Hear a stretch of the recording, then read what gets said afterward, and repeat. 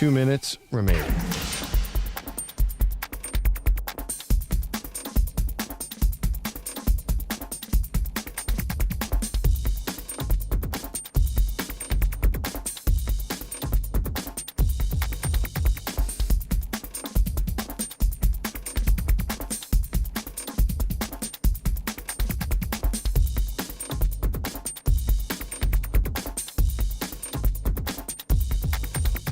One minute, 30 seconds remaining.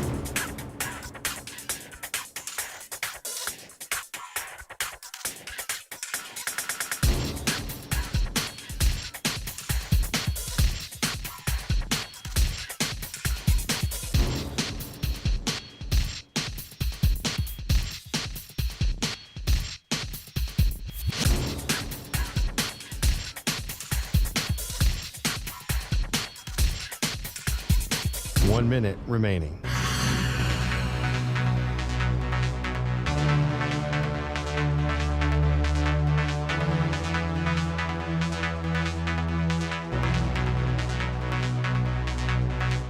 Forty-five seconds remaining.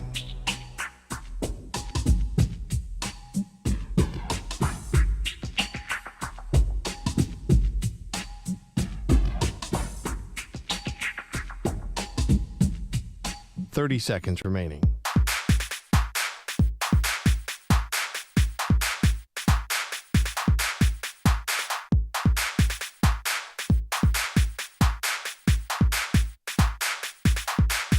Fifteen seconds.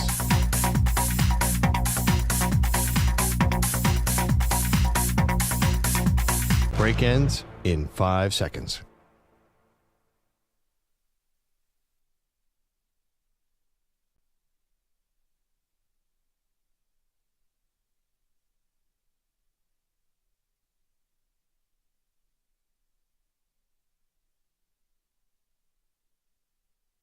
To infinity and beyond. He's live. He's nationwide. This is the Zach Gelb Show.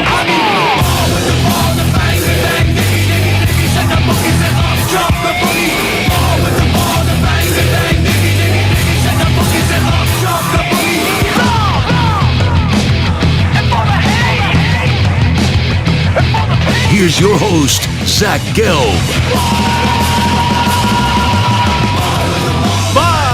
From the palatial yet not overly ostentatious studios of the Infinity Sports Network here in beautiful New York City, sitting on top of the 10th floor of 345 Hudson Street. Welcome on in to what is a Thursday edition of the Zach Gelb Show across all the great local Infinity Sports Network affiliates, Sirius XM, Channel 375, the free Odyssey app, and of course, as always, streaming live on YouTube. 888-710-4ISN. 888-710-4476 is the number to jump on in with us. You could always get at me on Instagram, where I'm straight flexing, or via the good old cesspool of Twitter, at Zach Gelb. That's ZACHGELB.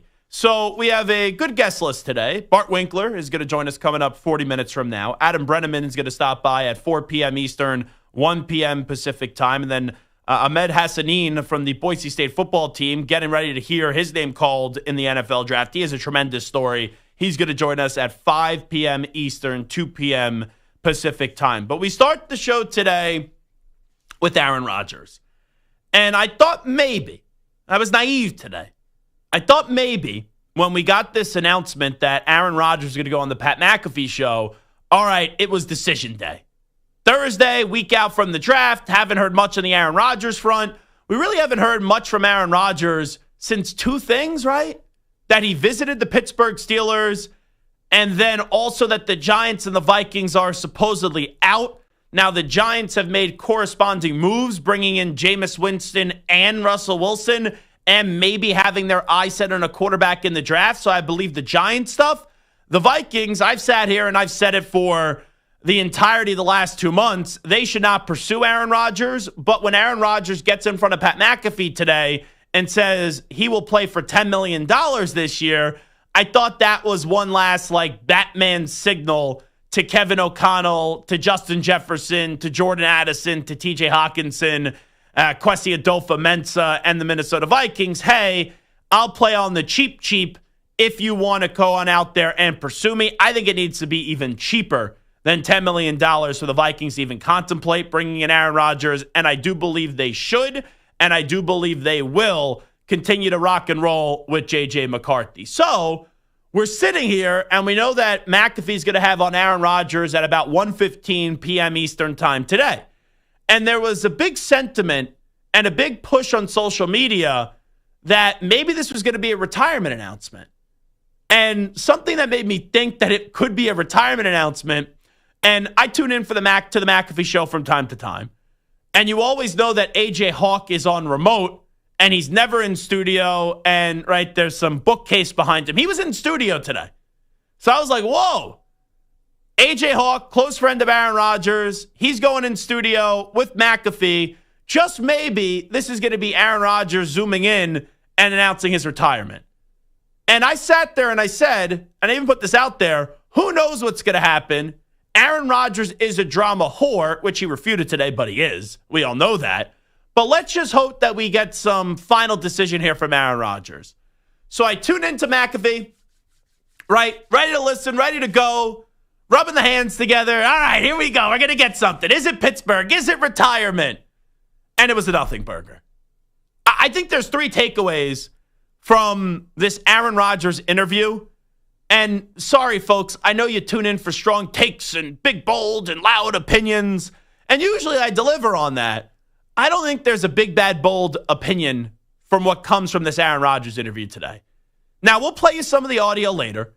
I listened to the entirety of the interview, and 2.5 minutes in, there was a little like grab ass in the beginning. Oh, you got a new dog. Oh, you're on vacation, all that stuff. All right.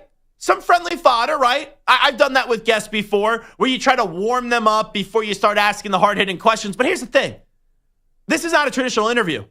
Pat McAfee and Aaron Rodgers are very friendly. Pat McAfee has a direct line to Aaron Rodgers. He doesn't need to butter up Aaron Rodgers. So I'm looking at this like a traditional interview. All right, first 2 minutes, a little butter him up, and then you'll go for the hard approach and the hard-hitting approach stuff. Well, 4 minutes maybe into this interview. The first 2 minutes was all like lovey-dovey stuff. Aaron Rodgers' first answer, I go, this is it. We're getting nothing. Now, I did my job, right, as a talk show host. I did my due diligence. I sat there. I listened to the rest of it because content is content. And it was pretty much a nothing burger. So 3 takeaways that I have from the Aaron Rodgers interview. Number 1, let's do this first. This is the serious part. They kept on alluding to something going on in his inner circle that if we knew what it was, and this is devoting his attention to this, that we would understand maybe why a decision hasn't been made yet. So it made it seem like there was something seriously going on with either a family friend or with either a close friend or a family member. You know, all possibilities.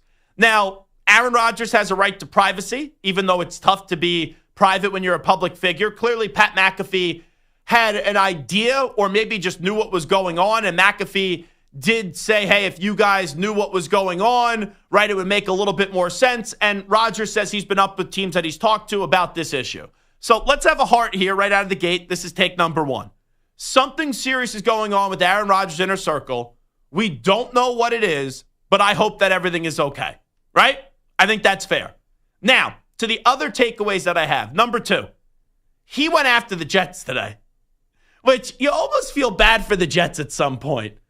Because the Jets are like one of those organizations that they are the piñata, and they do it to themselves. But they're the piñata for all the other teams in the NFL. Like, sorry, Stu, your Raiders are in that conversation. Sorry, Samter, when you pretend to be a Jet fan or a Chief fan, I never know. But your Jets are in that conversation.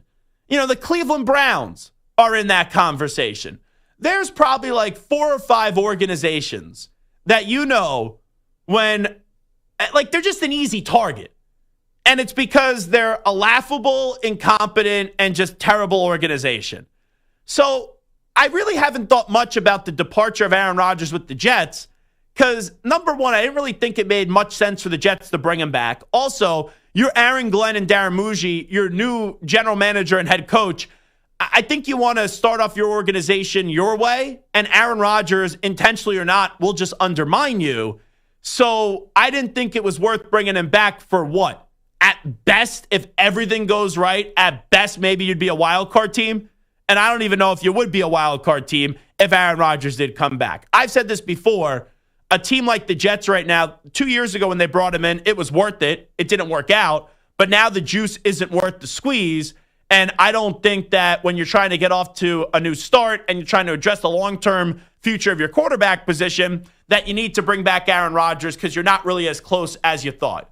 But Rodgers talked about his departure from the Jets, and I guess he flew cross-country to get into the facilities in New Jersey. Aaron Glenn sits him down, and he asks him a question. He goes, oh, wait, let me go get the GM, brings in Darren Muji, and then goes, all right, we're going to release you.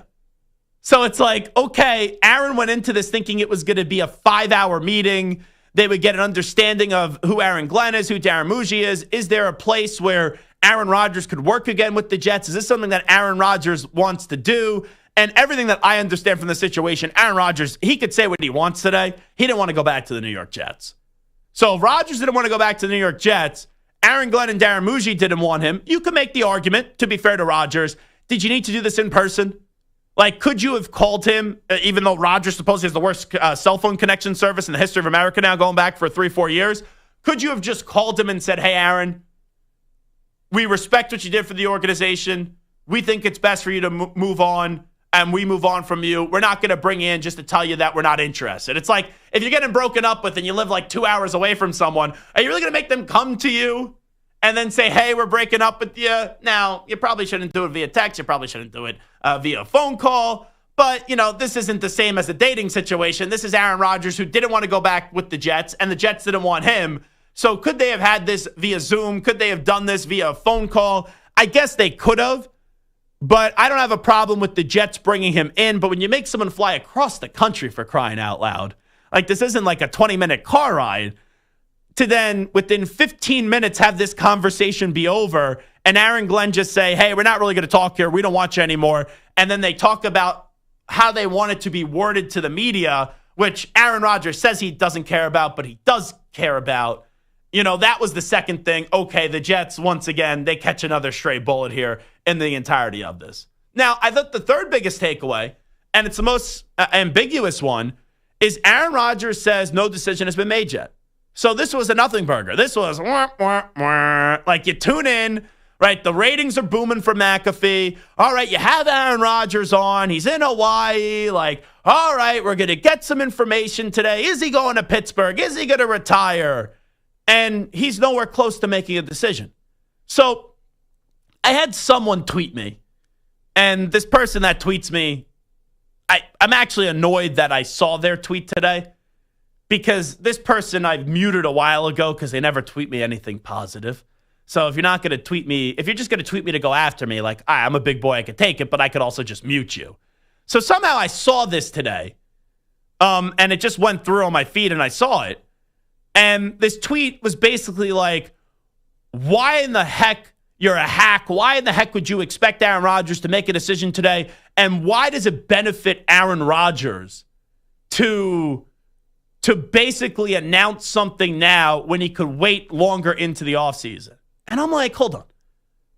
This is not Aaron Rodgers MVP Aaron Rodgers. This is not Aaron Rodgers Hall of Fame Aaron Rodgers. This is a washed Aaron Rodgers at the end of his career, when at best he's playing wherever he goes to probably just be a wild card team and maybe win a playoff game. So Aaron Rodgers right now, he's fine with the Steelers, but he doesn't love the Steelers. So I think the decision really is you hold out hope with the Vikings, and I don't expect that to change, or you go to Pittsburgh or you retire. So, I hate to bring this back to Tom Brady, but I think there's some similarities here, and Brady was playing at a higher level. When Brady left New England, Tom Brady did not have a ton of options. Tom Brady did not wait to the draft. Tom Brady didn't wait till after the draft. Tom Brady didn't become a drama whore about this. Tom Brady went to his team in March in the middle of a global pandemic. And remember, even got killed for having workouts with Buccaneers players because he wanted to immerse himself into that organization. So it's one thing to want to play to just keep on playing. It's another thing to actually want to try to get the most out of this situation. So if Aaron's just going to wait till training camp to hope that an injury occurs and then signs on there, do you think it's going to be all that successful? Like, he may be in a better destination, but will he know the playbook? Will he have chemistry with the players? And will you get up to date with the timing that it takes to be a quarterback in an organization with how many other things that need to happen? The answer is no. So the longer Aaron Rodgers waits, and if he does play, the longer you're going to have a team that's going to need to basically jumpstart that relationship the moment when it happens, and you're going to have to make up for months and months of missed out work. We have no timeline here with Aaron Rodgers. So, and who knows, like, the Steelers are a destination. What happens if the Steelers trade up in the first round of the draft and get Shedeur Sanders? Well, if I'm the Steelers, I'm not bringing in Aaron Rodgers then. And if Minnesota doesn't cave and genuflect to the great Aaron Rodgers, then you're SOL. And don't tell me, oh, well, like, people make it so easy. Because, right, it happened a few years ago. It was Baker who went to LA and he had that shotgun marriage, like, 1 week start for them. Like, the odds of you being successful, even if you being Aaron Rodgers, even though he's older and has not been a great quarterback for the last 2 years, or 3 years really, the odds of Rodgers being able, as time and time goes on, to just jump into a place and have success in a place, it's not that great. Like, that's why I think he needs to make a decision now. And I have a heart, right? If something's going on in his personal circle, and I'm not questioning that, you know, I have sensitivity to that, and that could impact everybody differently. But I think we all go through things in life, if I'm just being fair here, without knowing the situation, to be clear, where people have tragedies that occur. And I'm not saying separate business and your personal life, but you could still make a business decision while you may be going through something horrible in your personal life. Like, I've done it. Coworkers of mine have done it. And everyone around this world has done it. So I have sympathy for whatever, without knowing what's going on with Aaron Rodgers' personal situation. But you're telling me that eliminates you at all from making a decision on your future? So to me, I think there's still 3 options here. I think there's really 2, but I guess we could count one still on the table if Aaron, who said he only wants to play for, he'd be willing to play for $10 million, which I call cap on. But if it really isn't about the money and you really want to go to Minnesota, why don't you just call it Minnesota and say, I'll play for you for $1.5 million? Does that change your mind? Does that change your mind? Does it? So I'll leave the Vikings a minuscule amount on the table for the Vikings. I don't think the Vikings are happy. I think they should continue to rock and roll with J.J. McCarthy. But in terms of Aaron Rodgers' future, it's either retirement or the Steelers. And until the Steelers have someone that, and I know some of their players have talked about it, oh, you know, we're being held hostage, like, make a decision already. We're the Pittsburgh Steelers, blah, blah, blah, blah, blah. But as long as the Steelers continue to have Mason Rudolph as their starter, you can't tell me that Aaron Rodgers is off the table. And even people are like, oh, the Steelers make a deadline. Well, you need to have a competent quarterback in there. So if they draft Shedeur Sanders, and I think that's the name, like, they're not going to get Cam Ward. If they draft Shedeur Sanders in the first round, okay, that could eliminate the Aaron Rodgers situation. But, like, if they get a Jackson Dart, if they get Jalen Milroe, if they get Tyler Shuck, if they get Dylan Gabriel, Kyle McCord, is that going to prevent you from bringing in Aaron Rodgers? Absolutely not. So I understand there could be some frustration with the Steelers fans. But even though I'm someone that's sitting here and saying the longer Aaron Rodgers waits, the more and more it hurts his team, the Steelers are the rare exception. Because right now, I don't care if Aaron Rodgers walks in on August 31st, for all things considered. I'd rather have Aaron Rodgers on the field with a week of preparation than Mason Rudolph for the whole offseason of preparation. So that's the one exception. But I think it's right now, if you had to dumb it down and say there's only 2 options, it's retire or the Steelers. So the poll question today, we have up to 4 options that we could give you. We couldn't even get to a 4th option, so we just give you 3 options. Aaron Rodgers will be where this NFL season? Retired, on the Steelers, or on the Vikings? You can find it at Zach Gelb or at INF Sportsnet. Early returns, gentlemen. Stu, what do you think is in the lead? Retired, on the Steelers, or on the Vikings? What do you think is in the lead? I think retires in the lead. Santer? Steelers.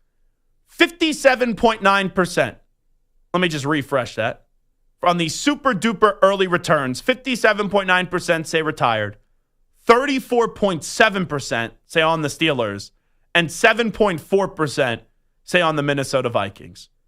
Now, for me, until the Steelers bring in someone that would make me think, okay, Aaron Rodgers shouldn't be the guy. And once again, Mason Rudolph ain't that dude. So yes, I don't love that Aaron Rodgers making us all wait, but I'd be fine if I'm a Steelers fan waiting if it means that Aaron Rodgers is the starting quarterback compared to Mason Rudolph. But if the Steelers somehow get Shedeur Sanders on Thursday night, then I would say, all right, I want Shedeur Sanders to be QB1, and I would have no interest anymore in Aaron Rodgers. But if it's a Jackson Dart, a Dylan Gabriel, a Kyle McCord, Tyler Shuck, like whoever, sorry, not interested in those guys definitely starting because all those guys are question marks compared to Aaron Rodgers. So I would still say that it's going to be Steelers 1, retirement 2, and then all the way down on the list because I don't think Rodgers would take $1.5 million, and that's what I think it would take. Aaron Rodgers on the Minnesota Vikings. So what say you? 888-710-4ISN, 888-710-4476. A legend retired today. We'll have more on that on the other side. Bart Winkler is going to join us 22 minutes from now. Adam Breneman will stop by at 4 p.m. Eastern, 1 p.m. Pacific time. And Ahmed Hassanein will join us from the Boise State football team, getting ready to hear his name called in the NFL draft. He has a tremendous story at 5 p.m. Eastern, 2 p.m. Pacific time. We're talking Aaron Rodgers. If you want to chime in, once again, at Zach Gelb, Twitter and Instagram, ZACHGELB, and the number 888-710-4ISN. You're in a 5-minute break.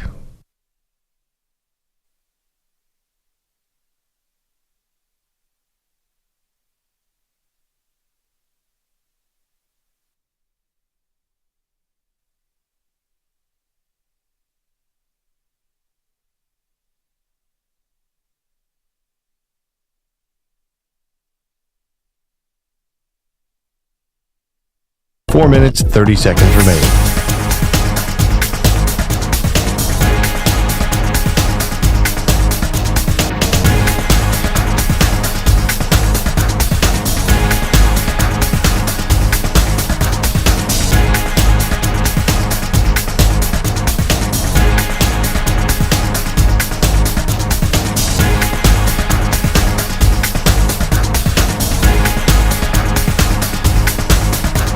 Four minutes remaining.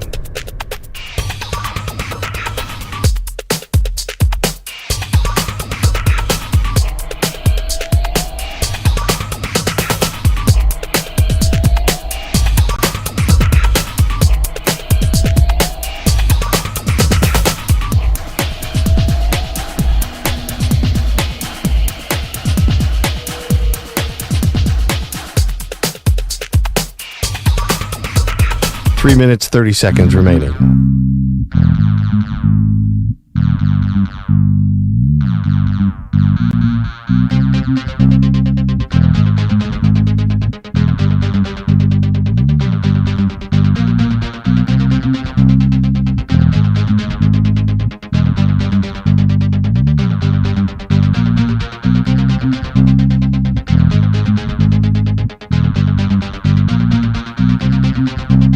Three minutes remaining.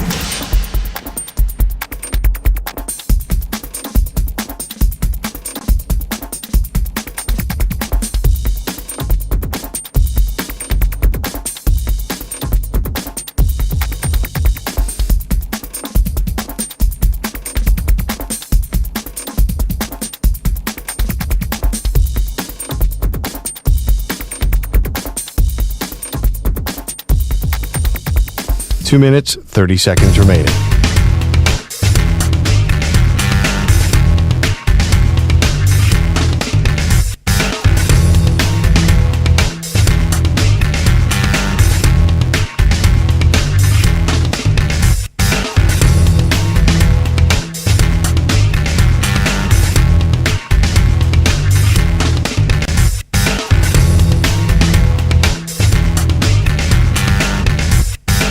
Two minutes remaining.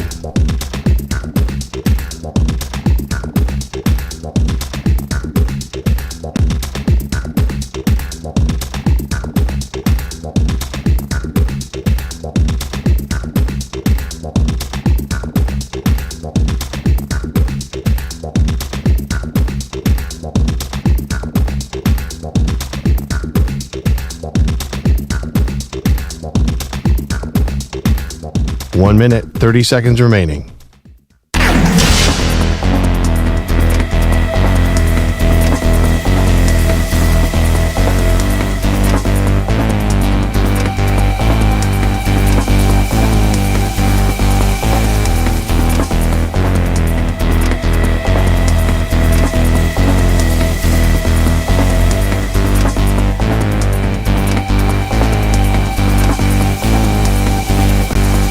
One minute remaining.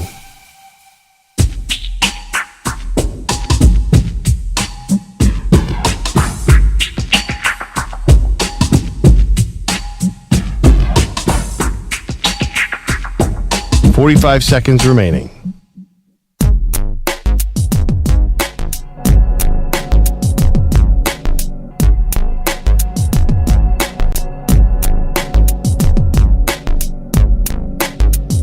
"30 seconds remaining.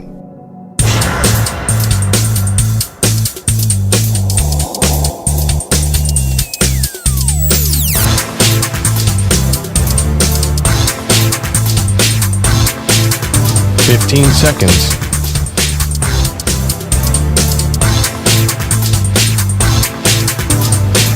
Break ends in 5 seconds.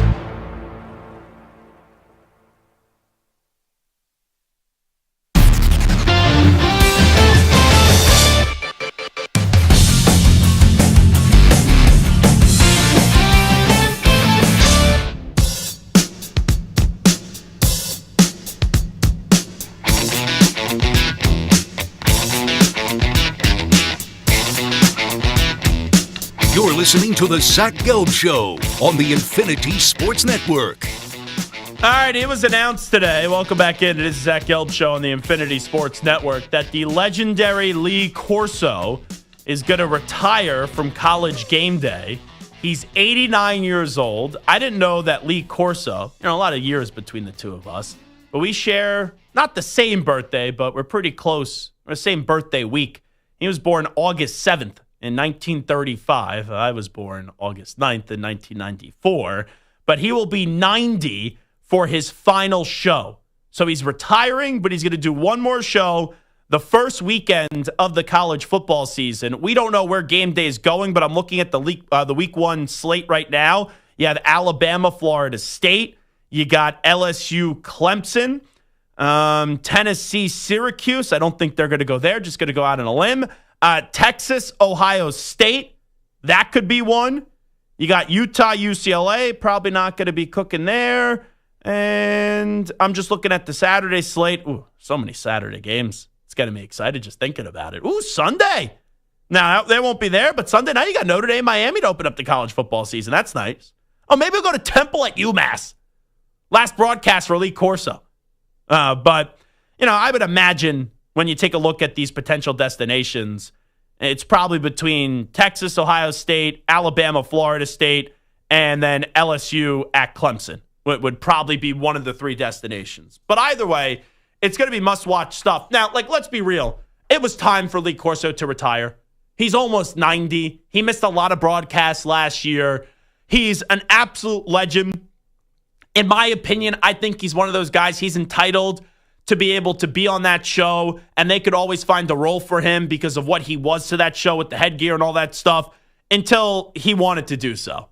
That show is still popping. For a while, it looked like Fox was going to overtake them, and the Fox show is really good with Rob Stone. You got Urban Meyer. They made the change off of Reggie Bush, but now you got Mark Ingram in there with Brady Quinn and Matt Leinart. So that's a really good show, and I read that they tried to get Reese Davis over, which obviously didn't happen. And clearly Chris Fowler was the host for so many years, but then doing the games, they eventually had Reese Davis do it. And you have Desmond Howard, you got Kirk Herbstreit. And through the years, you've added in Pat McAfee, you've added in Nick Saban. So having Lee Corso still on the desk, even though it's a lot of people, he's Lee bleeping Corso. He could do whatever he wants, right? But when you would see him even this year, I think he was dancing as a leprechaun for the Fighting Irish, and he fell, right? So at one point and they caught him, but it's okay. You don't really need to do this anymore when people have such great memories of you. So whether it was executives going to him or Lee knowing this on his own, he said it was time. And the first weekend of college football, when I first saw this news, just because I don't want to say it came out of nowhere. The guy's 89 years old. But when it was announced today, the first time I saw it, I didn't see, he will have one final broadcast. So I kind of tweeted out, I hope they give him one final broadcast, the first college football Saturday. And then in the release, it said that's what they were going to do. So Lee Corso is a legend. It's tough to do. And I don't know if you understand it necessarily in the moment all the time with so many people, but for Lee Corso, you did, where you don't usually think the announcer is bigger than the sport because, right, the players, the coaches, what goes on in between the lines, that's what we really react to. That's what we really talk about on a Monday. But how many times, and I know I did when I was a kid, right? You're up early on a Saturday, and there's like things that like your parents want to do, or at least this was me as a guy. I was like, no, I want to watch game day. And I want to see what that Lee Corso guy, what headgear he puts on. Like, it's just such a cool thing. And to make a prediction segment get turned into such an event where it's you need to be there, at 11:57, 11:58 a.m. Eastern time, leading into the noon game on game day before they say goodbye to see what headgear and what event Lee Corso would be doing while he puts on that headgear, that was must-watch stuff. And I know people can get tired and say, these things can get old in sports. That moment with Lee Corso never, ever, ever got old. So we thank you and we congratulate Lee Corso on a tremendous run. And I can't wait for the first college football Saturday this year as he gets the proper send-off. Now let's play you some legendary Lee Corso clips. This is Lee Corso on game day dropping an F-bomb on TV. Listen up. How can you pick against SMU? Look at them over there. Red, white, and blue. USA. USA.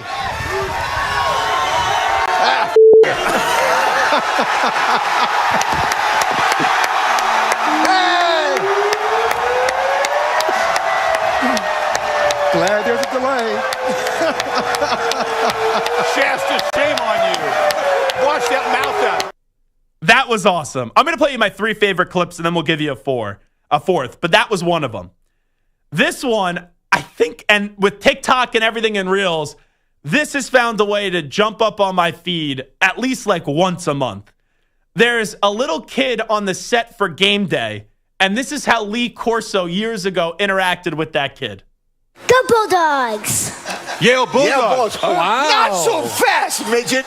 Not so fast. Midget? Yeah, little guy. Hey, not so fast. I go with Harvard. What's the matter?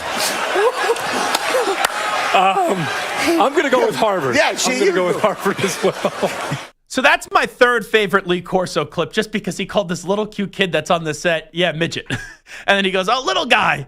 So that was my 3rd. The F-bomb is so good.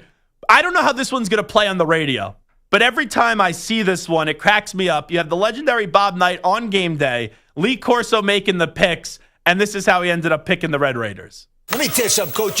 You are the world's best basketball coach, and you're almost the best picker. Give me that hand here. Right here. Let me see what's going on. What do I got here? Oh, my God. This will do it. Go Texas Tech. You got him. Go Texas Tech. Two guns. I don't think I can hear you. If you can hear me, ABC has this game 8 o'clock Eastern time, 7 o'clock in Lubbock.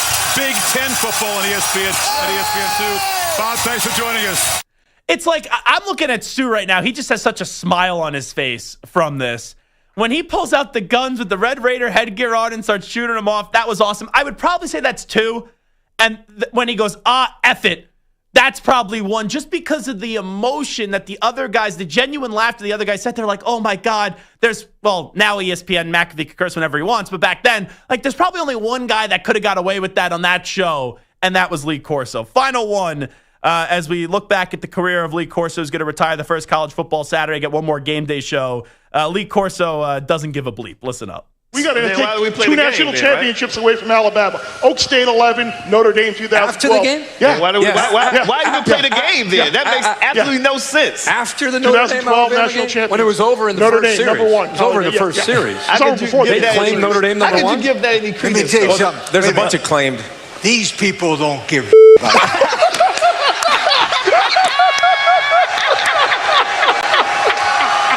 You did it again. You did it again. not a bad word. No. And he muffled it. Okay? He went All right, let's hit it. All right, let's go. Guy. Here's card 99 for later. The Desmond Howard laughter anytime Lee Corso cursed was awesome. And I'll say this, I really appreciate the way that Kirk Herbstreit the last few years really showed that bond and that relationship and the love that he has for Lee Corso. Because clearly, right, he's about to be 90. Coach Corso is slowing down. And still having Coach Corso on our TV sets was awesome because of all the nostalgia, the fun memories, the headgear picks. But those early Saturday morning videos where Kirk Herbstreit would walk up on Lee Corso and they would just talk and record it and we all got to see it, it was so special. And even though they aren't technically related, it almost felt like that was a father-son relationship in the way that the son got to a part where he was looking out for dad when dad was a lot older and right towards the end of his run with Game Day. And it was really cool to see. And those videos were so special and they were so heartwarming. And every Saturday, right, as a kid, I used to wake up and I used to watch College Game Day for that 11:57, 11:58 a.m. Eastern Time headgear pick. But now I would wake up even earlier to just see when Kirk Herbstreit would put out the video of Lee Corso and the two of them just having such a special moment and letting us all into that relationship. And it was really neat to see. So let's do this. In honor of Lee Corso, who is the sports TV television personality that is your favorite? So we'll take Coach Corso aside. Mine's Dick Vitale. Oh, America, are you serious? It's awesome, baby. It's showtime. Here we go. Diaper dandy. Like, he is college basketball. Growing up, ESPN, picks, all that stuff. But what Lee Corso was to college football is, for me, what I think Dick Vitale was to college basketball. Stu? Mine is Charles Barkley. He's someone that when... Four-letter word, knucklehead. after NBA game, you're kind of waiting to see what he says about the game. Sometimes it's, hard-hitting. Sometimes it's more, fun. And, there's so many, like you said, on TikTok and all those. You see all these funny clips of Barkley just not knowing something or saying something funny. And he can't just get canceled. Yeah. He is one of those guys, the few people in the sports world that is uncancelable. Samter, who's yours? Oh, man, there were so many. I have a list. All righty, here's the honeydew list. Go ahead. Michael Irvin with those suits. He's always been fun. Gronk is always just entertaining. A little early. Yeah, but he's so fun. Big Poppy for baseball. But I think the guy for me is McAfee. Like, I love McAfee. Already? Wow. Love McAfee. So, I love Pat. I would think we also have to mention, I know he's not a former athlete, but Chris Berman. Berman. Bill Walton. Bill Walton, too, but I was also going to go, ooh, onions, a little Bill Raftery, too. When I was making my decisions, I looked at if I had to do like a Mount Rushmore of TV sport personalities, like that would have fun and stuff like that, I would say Berman's on there. I would say Dick Vitale's on there. Taking Corso out of it, to be clear, just because that's what we're doing for this segment. Raftery would be on there, and then Charles Barkley. Those are the four that I would go with. Berman, Raftery, Vitale, and then Charles Barkley. All righty, we'll come on back with Bart Winkler. He can't stand Aaron Rodgers. But he's been saying all along, I think his original prediction was Aaron Rodgers is going to sign with the Steelers, but it won't happen until August. So we'll hear from Bart Winkler, the host of the Bart Winkler Show, on many of these same stations from 10 p.m. to 2 a.m. Eastern Time when we return. Update time first. Here is Rich Ackerman. Infinity Sports Network.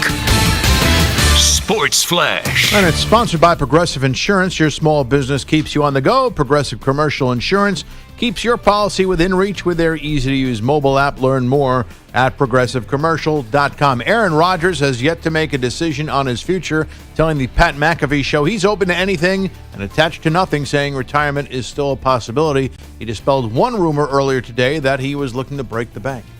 I told every single one of the teams I talked to, it ain't about the money. I'll play for 10 M's. I don't care. I never once said I need a multi-year deal, $30, $40 million is absolute bullshit. I said I'd play for 10.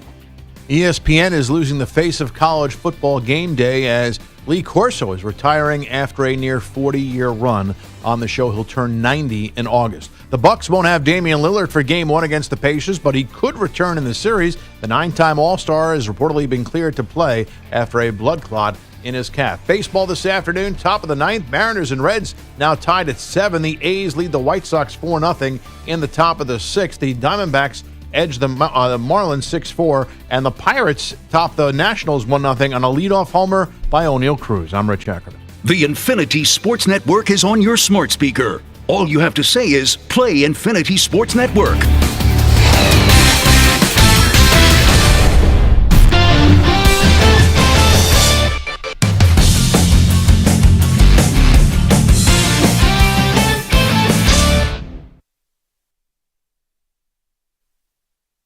You're in a 5-minute break.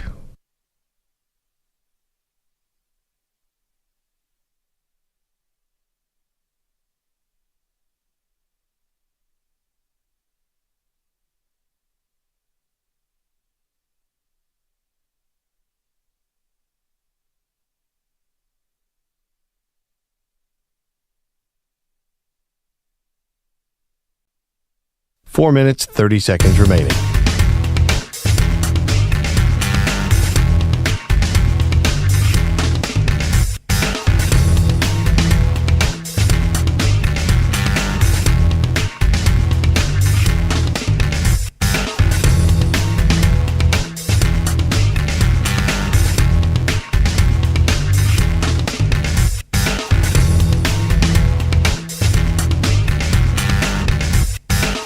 Four minutes remaining.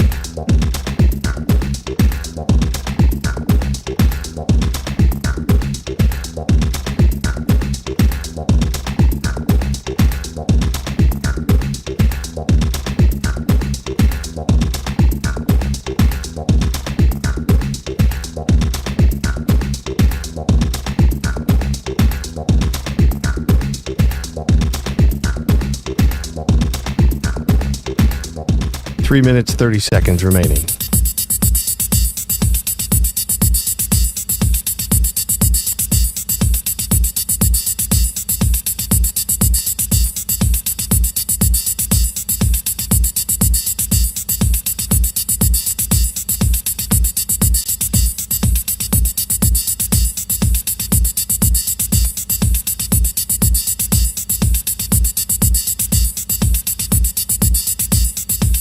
Three minutes remaining.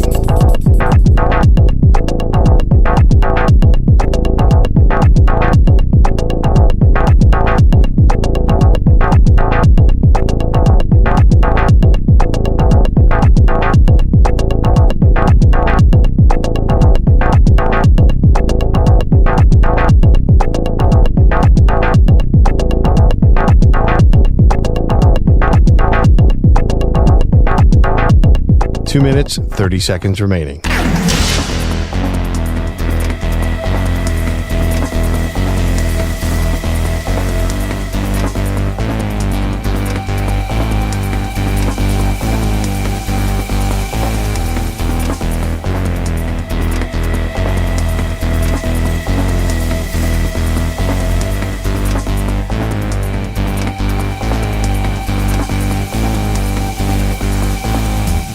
Two minutes remaining.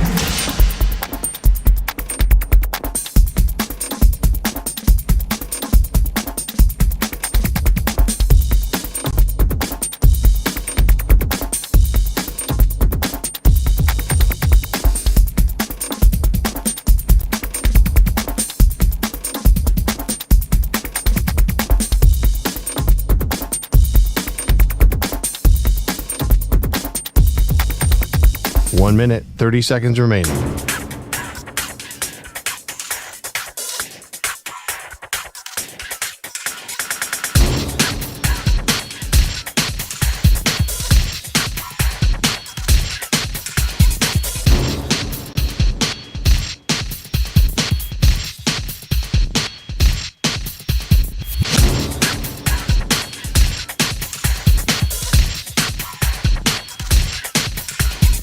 One minute remaining.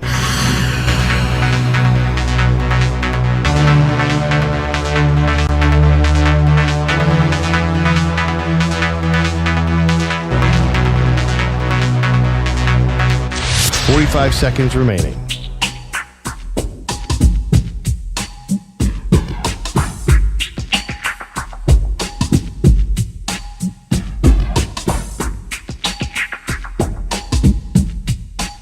Seconds remaining.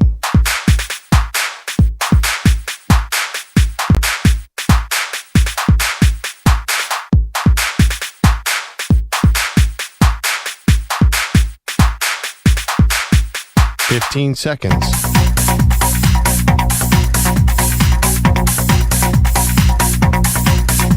Break ends in 5 seconds.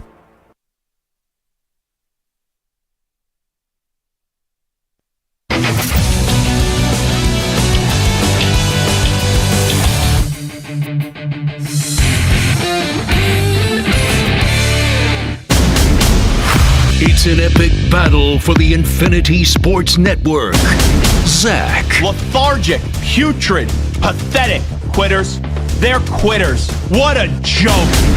Bart. Something fun to talk about. That's what we do here. It's like, hey guys, it's like we're just hanging out at a bar talking sports. It's time for Winkler Wednesdays. On a Thursday. That's right. Winkler Wednesdays on a Thursday. Kind of like this segment better than when we did it on Wednesdays. But when I think of Aaron Rodgers, I think of one man and one man only, and that is Bart Winkler. Before we get to Bart, let me say that this portion of the show is sponsored by Hyundai. The Hyundai Getaway Sales event is going on now. Get deals so right, it almost feels wrong, but don't wait. Visit your local Hyundai dealer today. Winkler Wednesday on a Thursday. Also, it feels so right that it almost feels so wrong. So we welcome in Bart Winkler. Bart, how are you? I'm good, Zach. Great to be here on this prestigious show. It's what always does your good hat to be. say? Wisconsin what? Oh, it's I'm wearing a hat of the logo on the Wisconsin license plate. Oh. Does that say dairy something on it? What does it say? America's Dairyland. Oh, Dairyland. I thought you were wearing maybe the hat of the place that you took me for ice cream, which was delicious in Wisconsin. Oh, that was Leon's. Leon's was very good. 2 thumbs up. Yeah. I liked it. So Aaron Rodgers, right? We had to go tune into Pat McAfee today to watch Aaron Rodgers. You know, was given an exclusive interview, obviously, as he does all the time, to Pat McAfee. And we were waiting on what was going to be said, and it was pretty much a nothing burger, right? Well, if you tuned in to possibly think that Aaron Rodgers was going to announce he was playing with the Steelers, you are, I don't want to say a loser, and I don't want to say you're stupid either. Moron? No, I'll just say that you need to be directed to more of my work. Headline. Because headline. Bart Winkler calls the rest of the radio hosts at the Infinity Sports Network a bunch of morons and losers. That's what I take away from this. No, I would never say that. I'm so jealous that. No. I'm jealous that anytime there's a press release about our station, you guys all get your names mentioned, and then it says "and others." You were, hold on, in the actual press release, the entire lineup was mentioned. Some sites selectively picked which host to put on. There's one publication that I won't say who they are. They mentioned me as a top 20 national radio show, but when it came down to who are the people that are tuning into Infinity Sports Network, like it said Maggie and Perloff, it said Rich Eisen, and then it said JR, it didn't say me. So I could share that sentiment with you. I could be a little bit upset. I'm offended that the Barrett Sports Media publication has not invited me to speak at their conference. And I'm not paying $300 a ticket to go. It's a good event. It's worth it, I will say. I've been there before. I like Jason. You know, just to be clear, and his staff. You know, I'm a fan of the conference. I wish I was going to Chicago, but I'm not. I'm an hour away. I could easily speak, but I don't exist. So anyway, you want me on the show. That's very nice. Rodgers, so for whatever reason, people thought the day of free agency, Rodgers was going to announce that he was going to play somewhere, or we would figure it out very quickly. Adam Schefter weirdly crying about it on a station in Milwaukee that it hasn't happened yet. And why do people sign initially the day of free agency? Because they want their future secure, and they want to get to work. They want to get in the building, get in the playbook, and get to work. Yeah. I don't think that Rodgers wants to do that. I don't think that Rodgers thinks he needs to do that. I think that the same thing that I think today, which I feel better about thinking after hearing him talk today, is he is not in a rush to get back. He would still like to play football. If it's going to be too much trouble for a team, then forget it.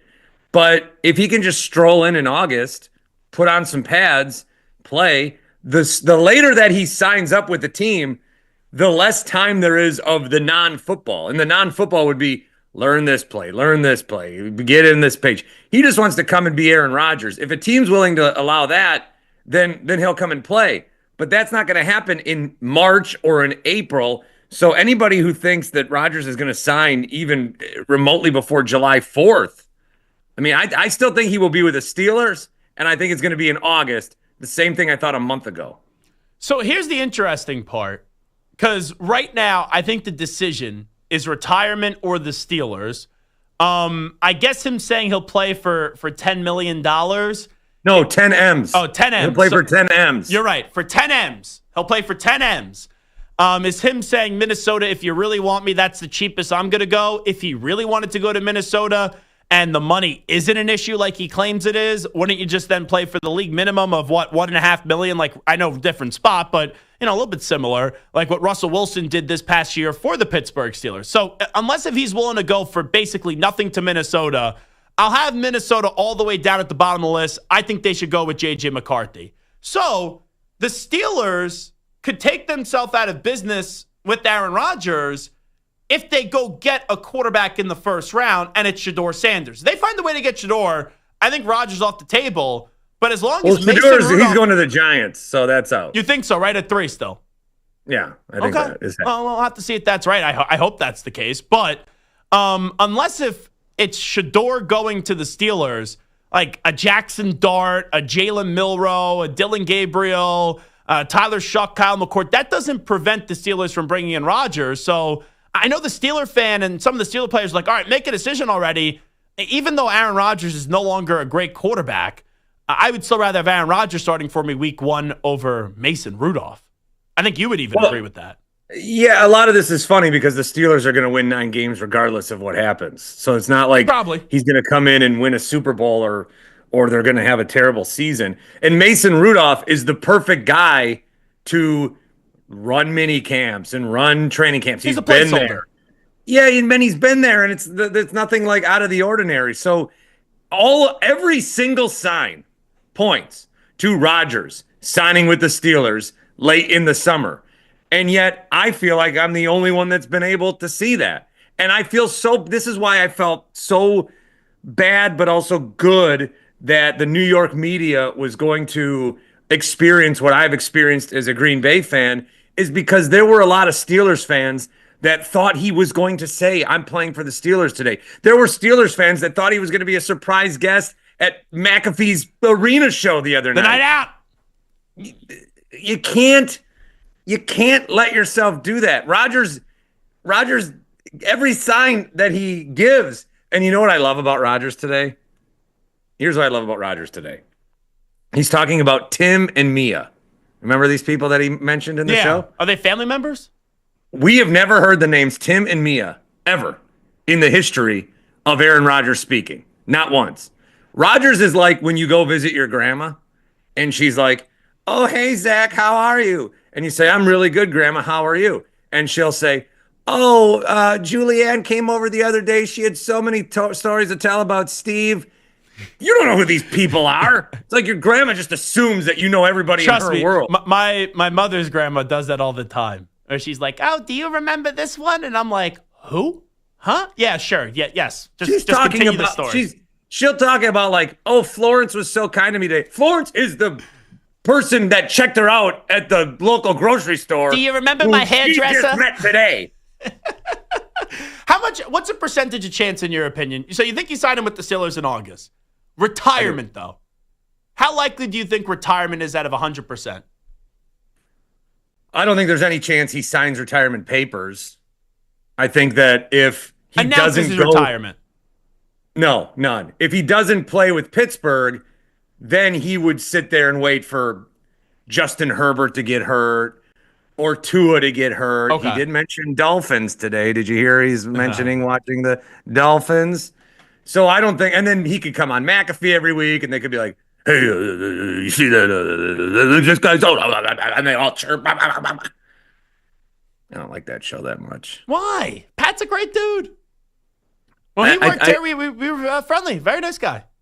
I think the show's good. I think they do too much of like preemptive victim. How so? Like we don't want to go to the draft. Now they're at the draft. Okay. Yeah, whatever. Or we don't want to get sued, or we're canceled king, more times than you can count as you're doing an arena show. When you're the king, you could do that. He is the king. I can't deny. He's one of the kings of the media landscape right now. So give me the exact date. Let's do the official prediction. Bart Winkler thinks Aaron Rodgers going to the Steelers. When? Whatever the third day of the Steelers training camp is. Well, that's pretty. I don't know if that's going to be August then. That's probably sooner than that. So I might have to go back to July. So July 20th, let's just say. I mean, if all along I've been saying that Rodgers is going to sign with the Steelers in August and then he signs in July, I'm still right. It's not August. Depends on which calendar you use. That's like saying, I'll go visit you in Milwaukee in August and I show up in June. Hey, how you doing? Was I right? But you know what? I would still be here for you to take you to Leon. It's 100%. I'll take you to Carnivore, though. All righty. Bart, thank you. It's good to do this again. See you guys. You can listen to Bart Winkler, by the way, because I'm a good teammate. 10 p.m. to 2 a.m. Eastern Time, Monday through Fridays. One of the more entertaining shows, Bart Winkler and Carlos with a K. Coming on back, Adam Breneman joins us next. We're talking draft.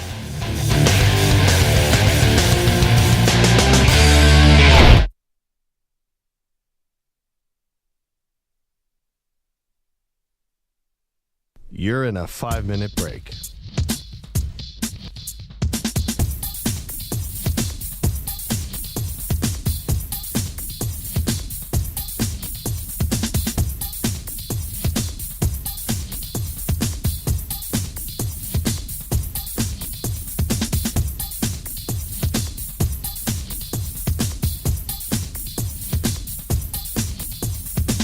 Four minutes, 30 seconds remaining.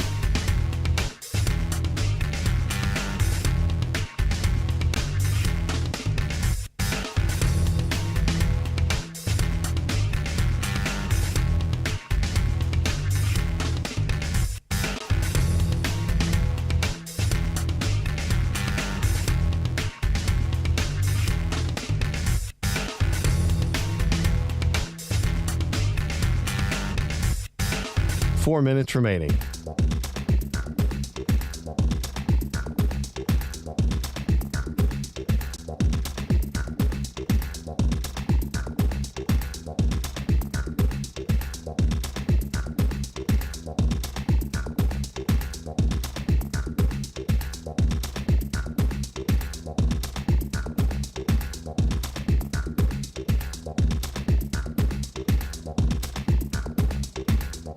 Three minutes, 30 seconds remaining.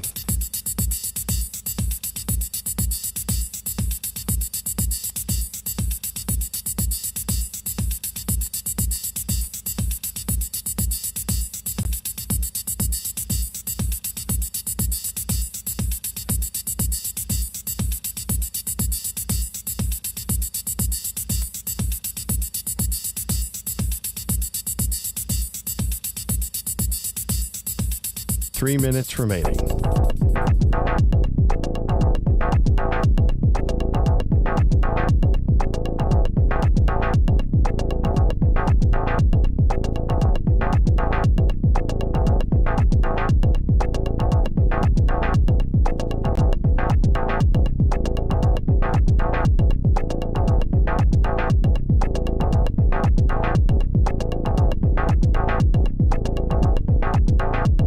Two minutes, 30 seconds remaining.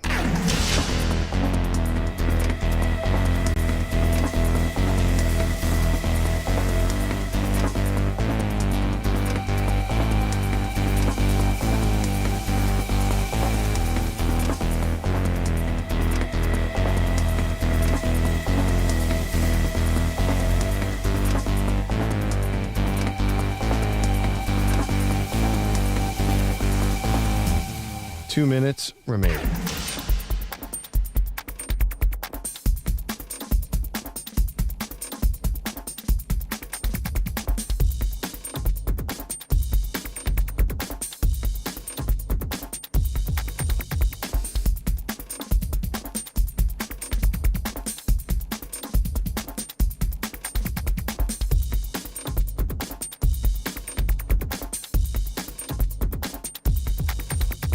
One minute, 30 seconds remaining.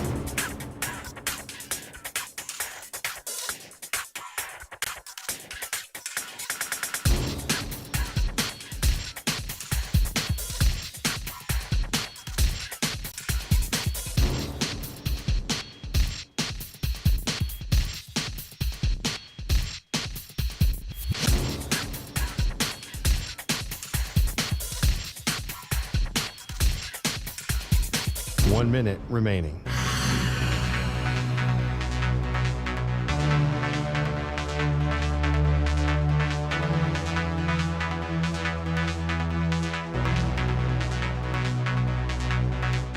Forty-five seconds remaining.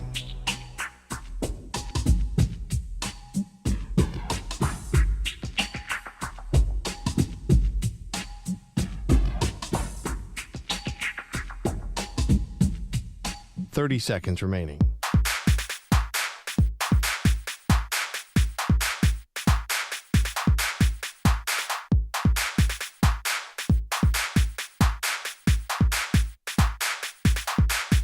Fifteen seconds.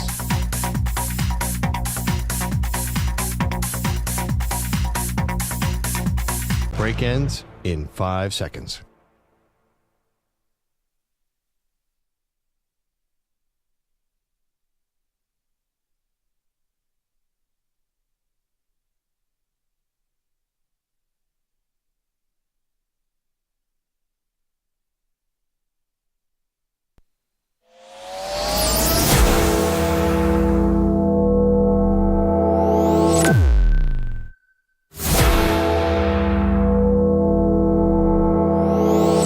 Infinity and beyond.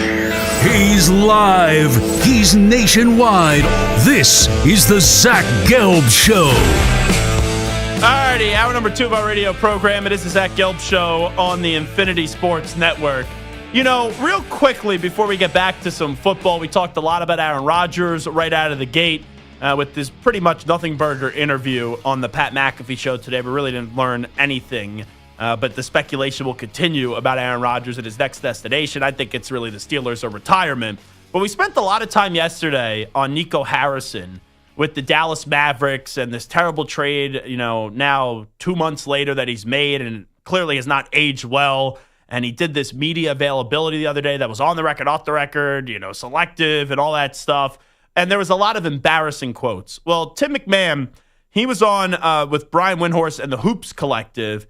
And this was a quote he got from some executives about Nico Harrison. Listen up. And I was talking to an executive today, and, you know, listen, everybody asks me about Nico's job security all the time. And all I can say is, to this point, Patrick Dumont has given him strong public support. I think this press conference could be considered proof that Patrick Dumont has some significant concerns. Duh.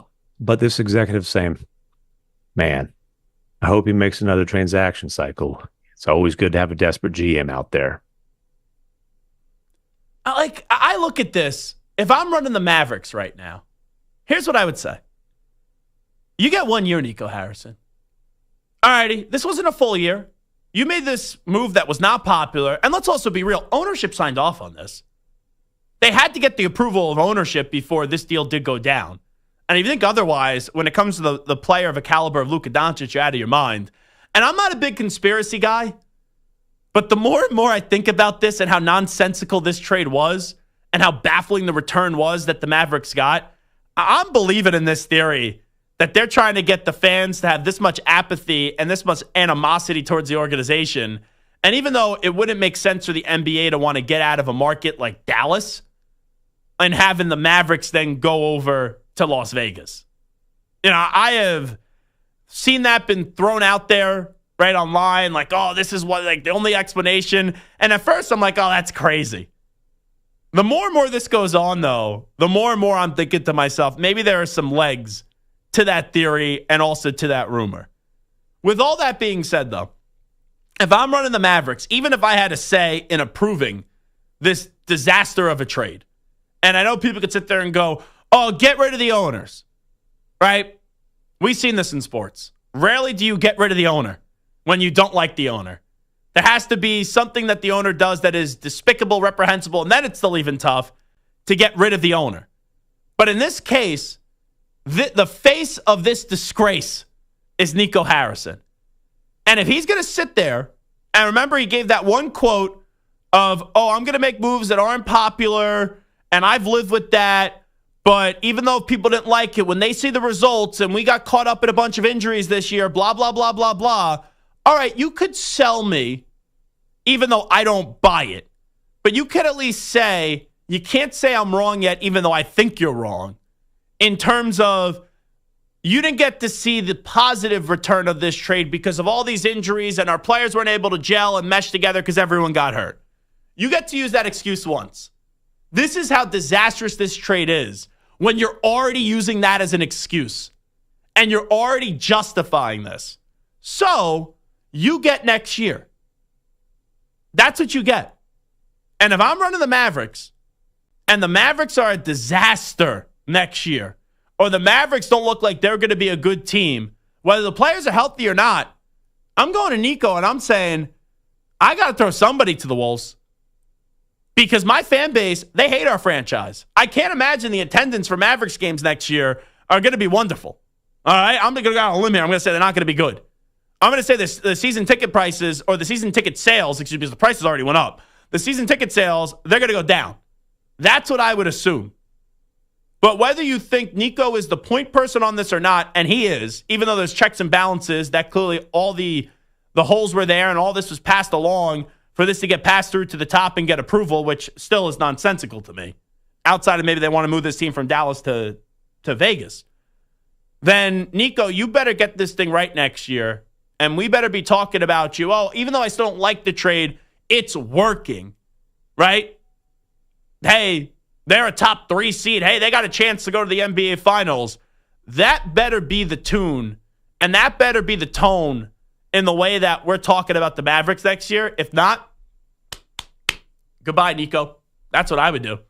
I would say, snip, snip, you're gone. You're out of the organization. You're fired.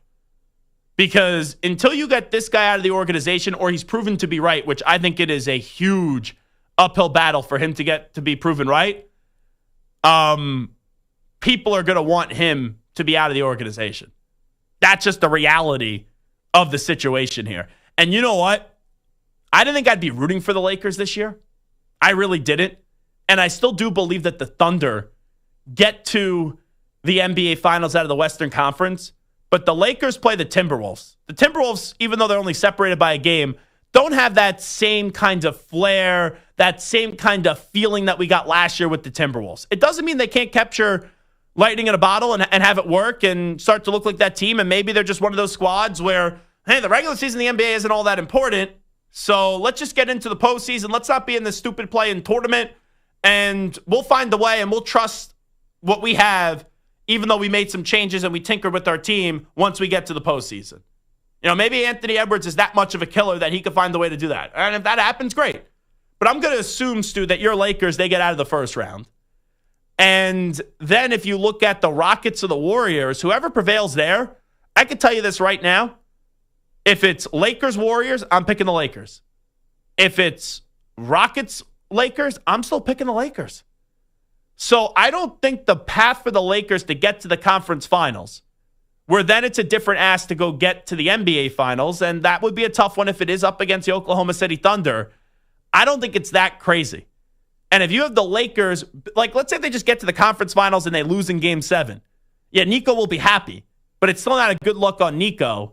And if they're somehow in the NBA finals, oh boy, and they're 4 wins away from a championship, and can you imagine, I don't expect the Lakers to win a championship, but can you imagine, you're the same fool, Nico Harrison, who's like, defense wins championships. If you see Luka go from being in the NBA finals And I'm not saying Nico isn't wrong.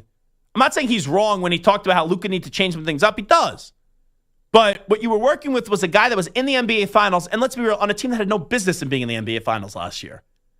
So if you put Luka in the Finals, and then he gets back to the Finals on the Lakers, where he basically salvaged the Lakers season, that would be wild. Because, like, Stu, did you ever have any expectations this year for the Lakers to go to the NBA Finals before Luka Doncic arrived? No, definitely not. Maybe win a playoff series at max, but definitely not sniff the NBA Finals. And now we're looking at it. I think if you look at odds here to get to the NBA Finals out of the Western Conference, I would say that the Lakers have the second best odds. In my opinion, the way that I would handicap it, I would put the Thunder in at 1, and then I would put the Los Angeles Lakers, in at 2.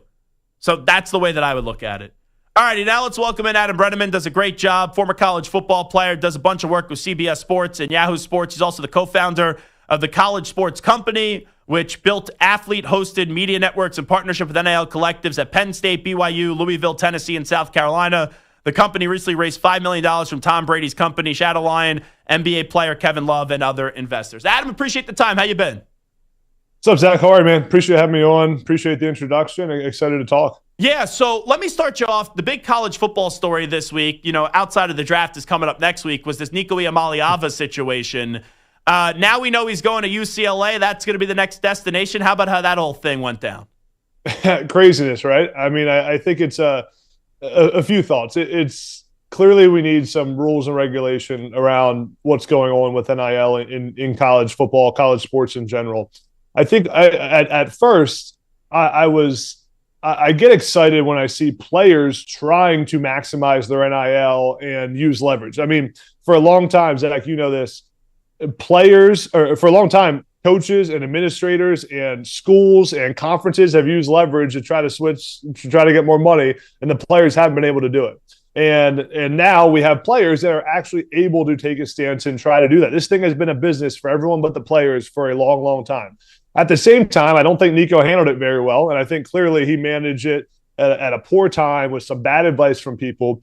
Both things there can be true, that we want the players to be able to do that now, but also you got to manage it the right way. And listen, when you play the leverage game, you take on some risk. There's some risk that doesn't play out very well for you, and that's clearly what happened. I think we'll see pretty soon that there's going to be some regulation. Obviously, revenue sharing is coming to college sports, but we got to get the one transfer portal window here and get to one window where everyone then can go through the offseason knowing who's actually on their roster and not having to deal with two portal windows. I sat down with James Franklin yesterday at Penn State, and he's dealing with the second time now as players can leave, and then having to figure out, you're a few months from the season, not sure what your roster is actually going to look like. It definitely gets chaotic.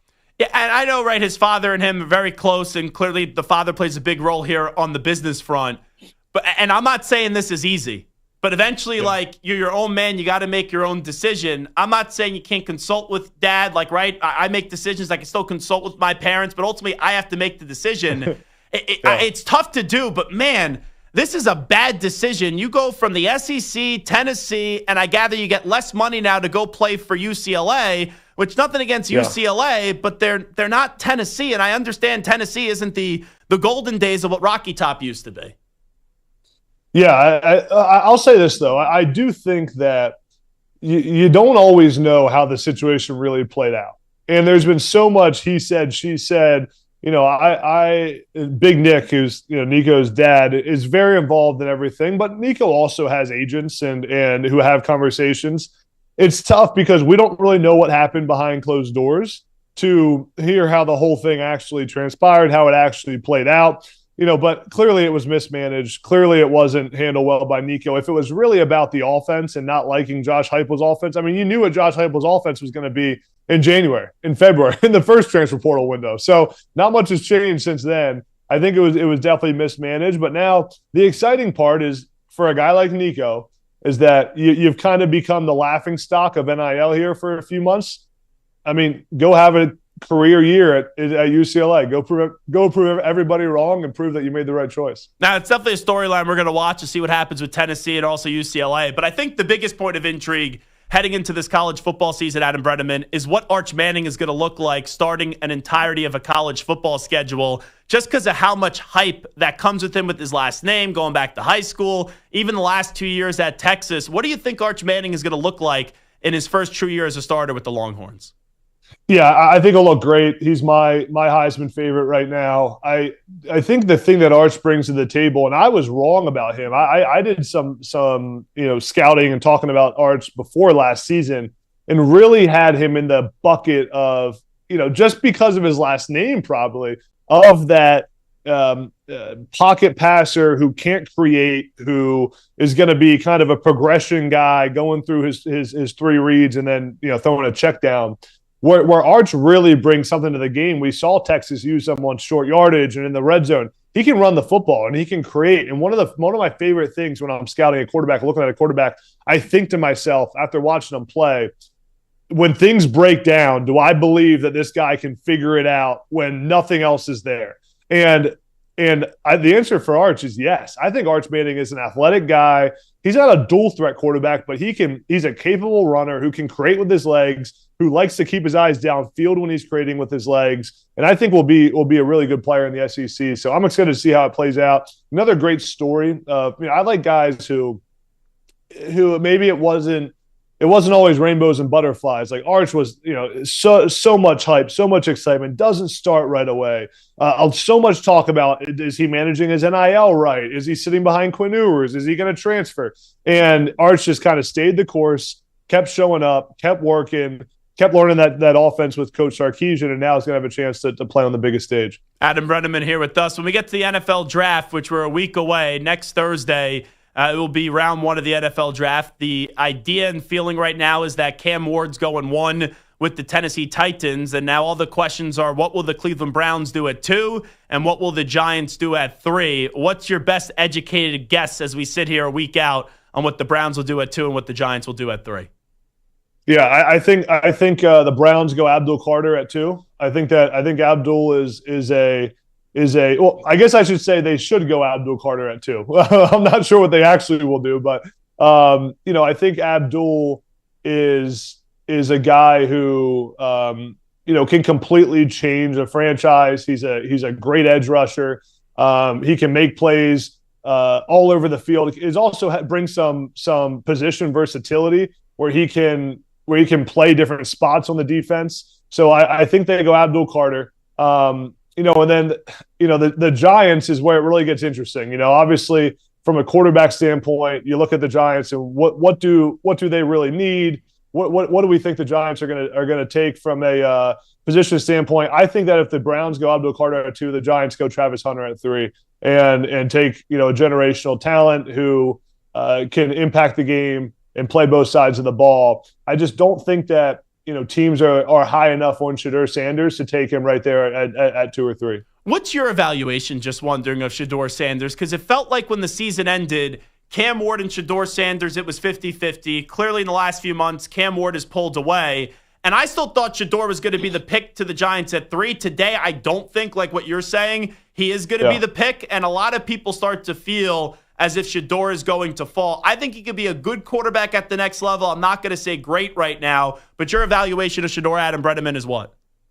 Yeah, I think Shedeur Sanders is a great quarterback. I don't think he's a top 5 quarterback, a guy who warrants a top 5 pick. I have some concerns with intermediate and deep ball accuracy with him. I've seen him miss some throws in that range of the field. I think he's an okay athlete. He's not a great athlete. And, I do think that for better or for worse, you have there's a lot of external evaluation that comes with Shedeur Sanders because of being Deion's son, because of the spotlight, because of the, some of the off-field things that, some of it's been good, some of it's been okay. Like, there's just been a lot of chatter about Shedeur Sanders off the field where it forces GMs and head coaches in the NFL, and I've heard them talk about this, forces you to evaluate a player almost more off the field than you are on the field because hey, if I miss on this guy, this could be a generational miss for our franchise. And I think that hurts Shedeur Sanders almost as much as it helps him with that big personality he has. And let me be clear, I roll my eyes every time I hear people talk about off the field. Like, what's the off the field like prop? Like what? That Deion's his father, and there's always going to be that maybe thought that maybe Deion will coach him in the pros, and the kid has a big smile and he speaks his mind. Like those are things I want out of my quarterback. I want a quarterback that has a lot of confidence, that is an alpha.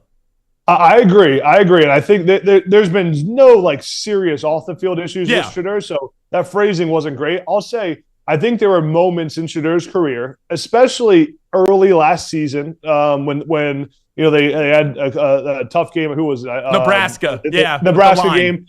There were some moments where I looked at Shedeur and didn't feel like I saw a guy who could go lead an NFL franchise because of some of the leadership traits, like some of the, getting frustrated with his team. And there were moments and lapses. I'll say this, though, and I'm on the record talking about this. I thought that he really improved a lot of those areas throughout the season. I think after that Nebraska game, that he was kind of moping around at times in that game. And it seemed like he was, not too happy to be out there by the end of it. And I thought he really improved that body language, that leadership throughout the rest of the season. So, but as you said, that is what I think teams mean. It means that you're Deion Sanders' son, and there's always going to be chatter about Deion coming to coach in the NFL. And there's for better or for worse, whether it's warranted or not, there is more evaluation put on Shedeur Sanders externally and off the field than any other player in this draft. So we talked about Abdul Carter. Personally, I think he's the best player in this draft, pound for pound. When we get also to your school in Penn State, Tyler Warren, I think he's also a top 5 player, but I don't think he'll go in the first 5 picks. I think the earliest he goes is 7, and I think the Jets would kind of be foolish to pass up on Tyler Warren with the 7th overall pick. Yeah, I'm with you. I mean, Tyler Warren is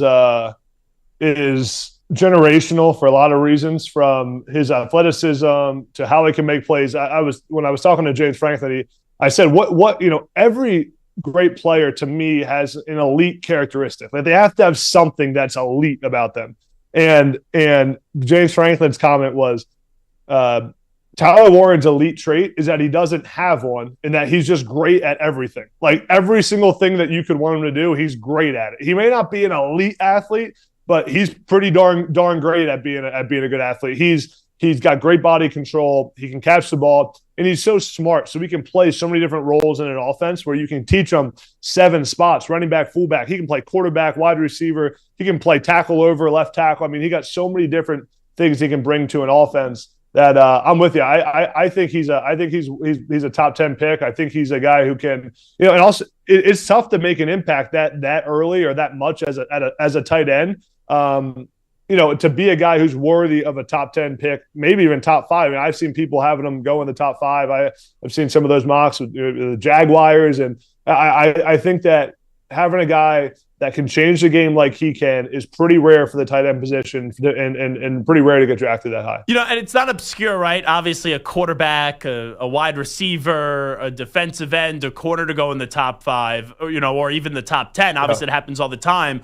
Running backs and tight ends, though, we don't see a lot of it in the top 10. We already talked about Warren, Ashton Genty as well. I'll be shocked at this point if he's not the pick with the Raiders with the 6th overall selection.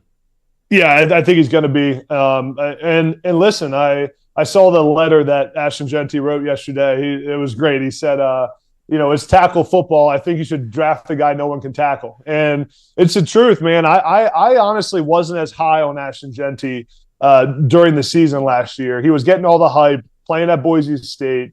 Didn't think he had a great, he wasn't playing great teams. He didn't play great against when they played Penn State. It was kind of, was trying up and down a little bit in my evaluation, but I hadn't watched that much of him. I just was kind of, it was in-season evaluation. I turn on his film now, man, and this is a dude who's got serious juice, can change the game every time he touches the ball.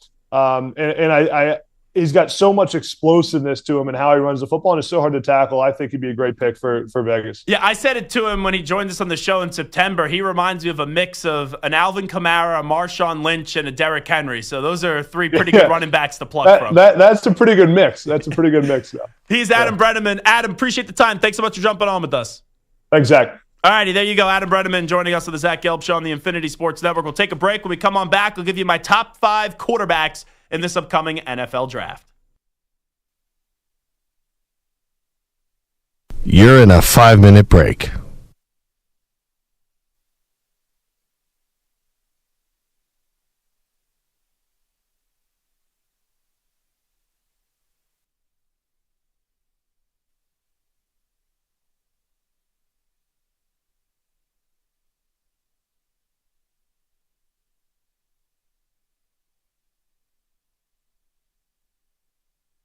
Four minutes, 30 seconds remaining.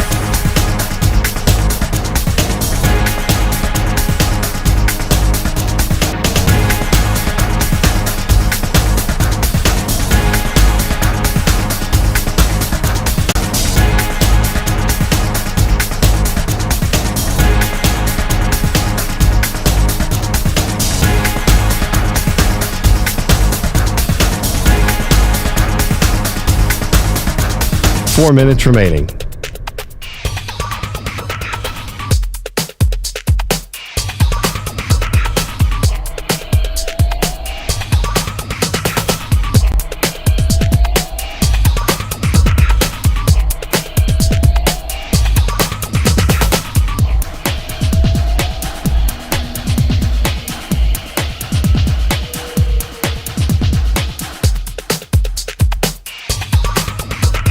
Three minutes, 30 seconds remaining.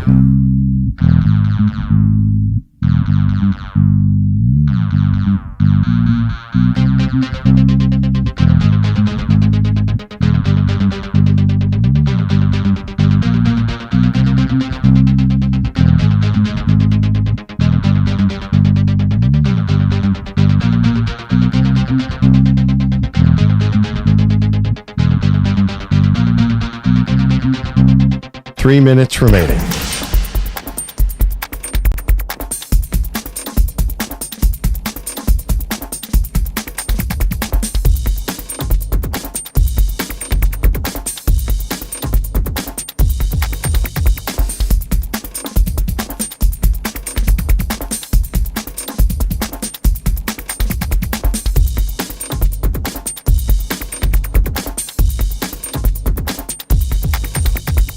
Two minutes, 30 seconds remaining.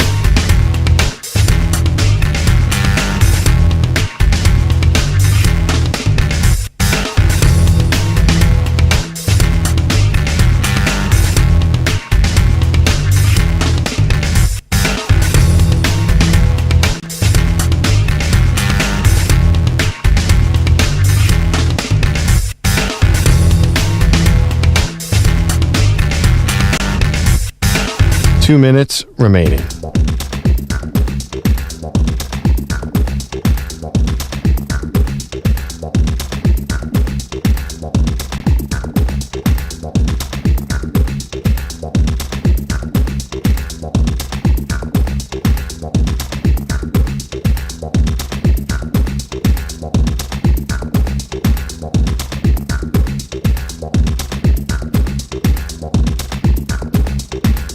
One minute, 30 seconds remaining.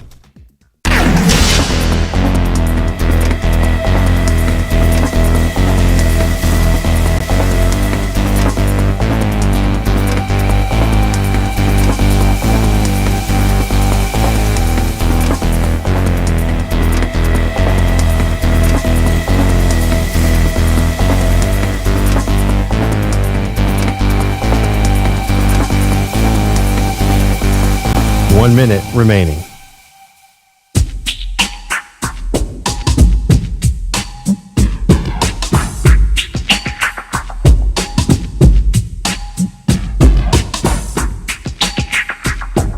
Forty-five seconds remaining.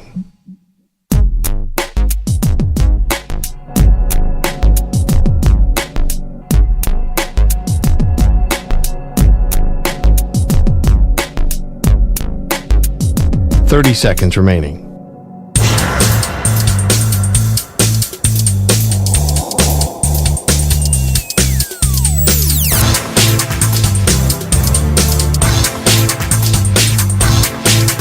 Fifteen seconds.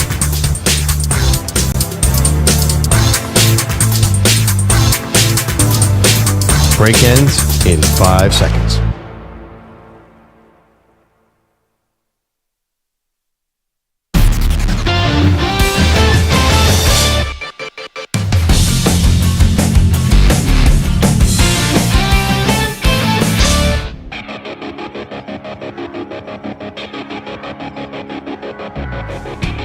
This is the Zach Gelb Show on the Infinity Sports Network. Alrighty, this NFL Draft preview is sponsored by Ego. Tools that deliver exceed the power and performance of gas without the noise, fuss, and fumes. That used to after a trip to a barbecue joint. Fumes, noise, gas. Yeah, there's some of that. And then the Whataburger. Tools that deliver the power, performance, innovation you need. Ego, power beyond belief. Alrighty. Let's do this right now. I'm going to give you my top 5 quarterbacks in the draft, and we'll try to do this as quick as possible because I think Ahmed Hassanein is going to join us in about 10 minutes from now. So let's get Ak in there, and we'll get to the update by 32 if possible, as he just texted me that. We'll figure it out during the break. But when I look at top 5 quarterbacks in the draft, I'll go 5 through 1. I think for most people, Jackson Dart is 3. I have Jackson Dart in at 5. Where he was at the end of the season, I don't for the life of me understand this crazy rise of Jackson Dart. I just don't get it. He was fine, put up some good numbers, not great numbers, good numbers at Ole Miss. And at the end of the season, that game against Florida left a lot to be desired. So I'm not this huge fan of Jackson Dart. I put him in at number 5. 4, I actually think this is the most disrespected quarterback in the draft process. Now, he may be a career backup, but I think it speaks to the quarterback draft class. But there was some hype at the end of the year about Dillon Gabriel going at the end of the first round, definitely a second-round pick. And now if you put a gun to my head and say, when is he going to go? I'd probably say the 4th or 5th round at best, which is not good. But Dillon Gabriel, everywhere he's gone, UCF, you look around Oklahoma and Oregon, this guy's produce. And he's not the tallest guy in the world. He's not the biggest guy in the world. But we've seen smaller quarterbacks have success in the NFL. At 3, I said before I would not use a first-round pick on this guy, but it is Jalen Milroe because of the handful of moments when he pops off. It is at a crazy high level. It really is. But then there's no middle ground. He's got to find just some average games, right? It's okay to be average at times. You can't always be great. That's what we strive for. But it's either you're great or you're horrible. So there's no middle ground for Jalen Milroe. 2 at Shedeur Sanders. I look at Shedeur. I think he's a pocket passing quarterback. You know, I don't want to say he has zero mobility because that's not true. But you know what? Patrick Mahomes, his mobility is more sideline to sideline. And there's other guys that just run downfield like Lamar Jackson and also like Jalen Hurts. Mahomes does a great job sideline to sideline when his offensive line doesn't play well, moving around, even if it's outside the pocket to extend the play. I think Shedeur does some of that stuff as well. But he's all about timing and precision and accuracy. And I like the alpha personality of a Shedeur Sanders. And then at number 1, it's Cam Ward. Cam Ward, I'm not saying he's Big Ben, because that would be just too high of an expectation. But he reminds me of a lesser version of a Big Ben Roethlisberger. And we've also had other people like mix in. It was Gino Torretta, I believe, who said this. He goes, the way he throws the ball, not running, but throws the ball, it's similar to Michael Vick and also a little bit like Warren Moon as well. So I think, yes, Cam Ward should be the number 1 overall pick in this draft, and he'll be the face of the Tennessee Titans. All righty. Those are my top 5 quarterbacks in this draft. Jackson Dart in at 5, Dillon Gabriel in at 4, Jalen Milroe in at 3, Shedeur Sanders in at 2, Cam Ward at 1. The guy I thought for the other 5th spot was Kyle McCord, but I didn't end up doing so. I like his bounce-back season at Syracuse and a little bit of adversity that he faced at Ohio State. I'm not big on Will Howard. I'm not big on Tyler Shuck.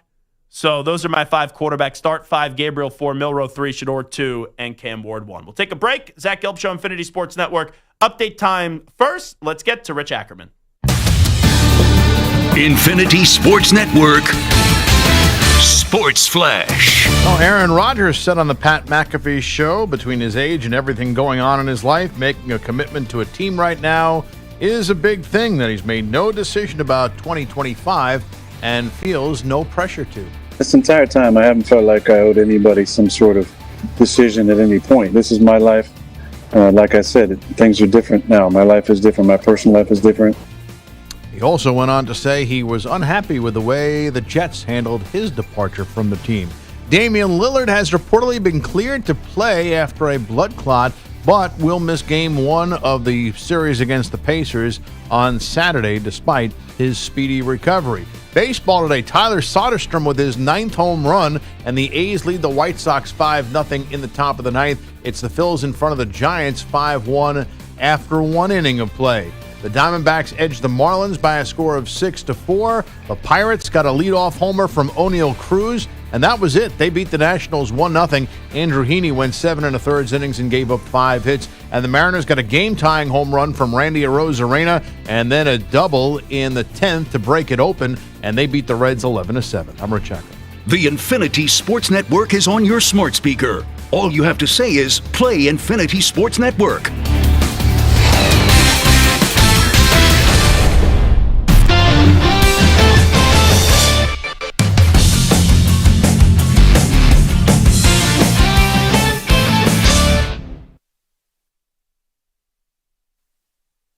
You're in a 5-minute break.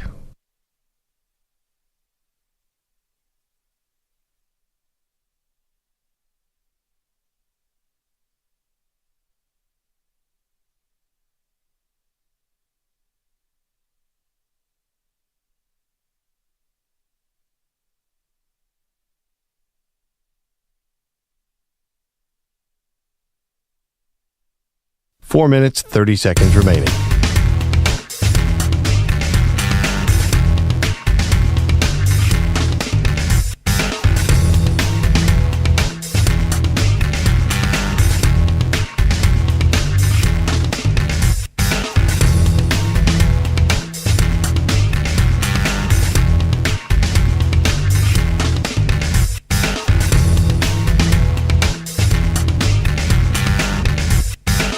Four minutes remaining.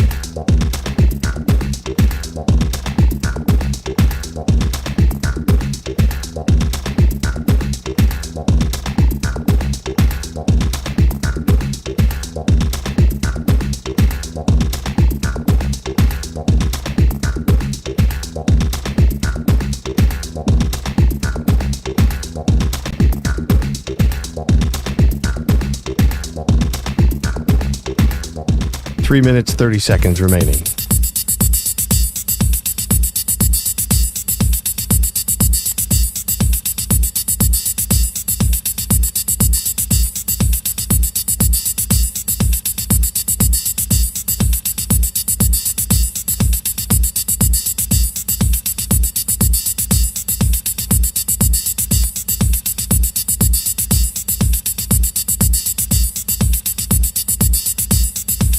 Three minutes remaining.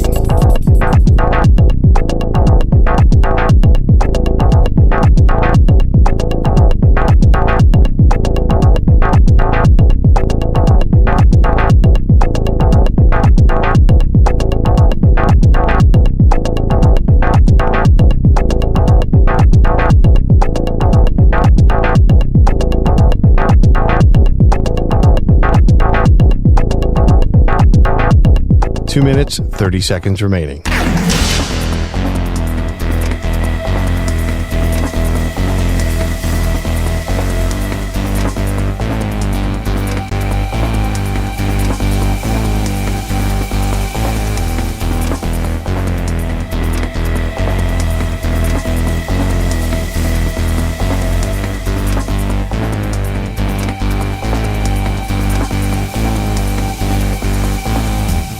Two minutes remaining.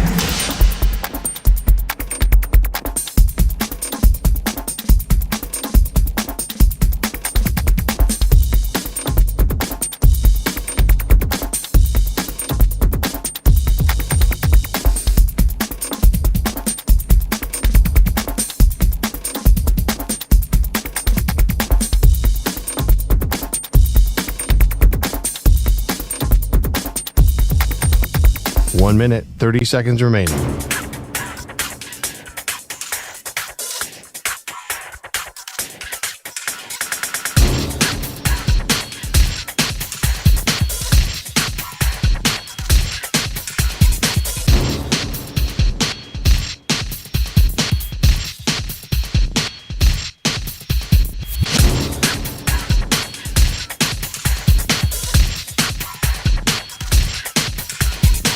1 minute remaining.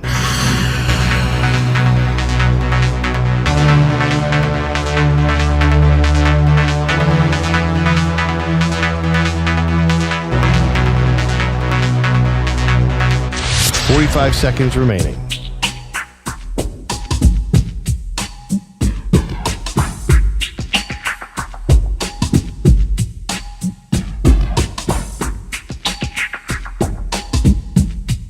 "30 seconds remaining.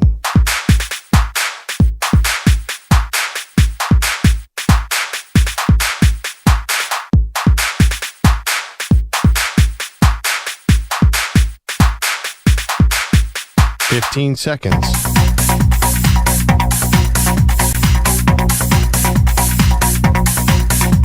Break ends in 5 seconds.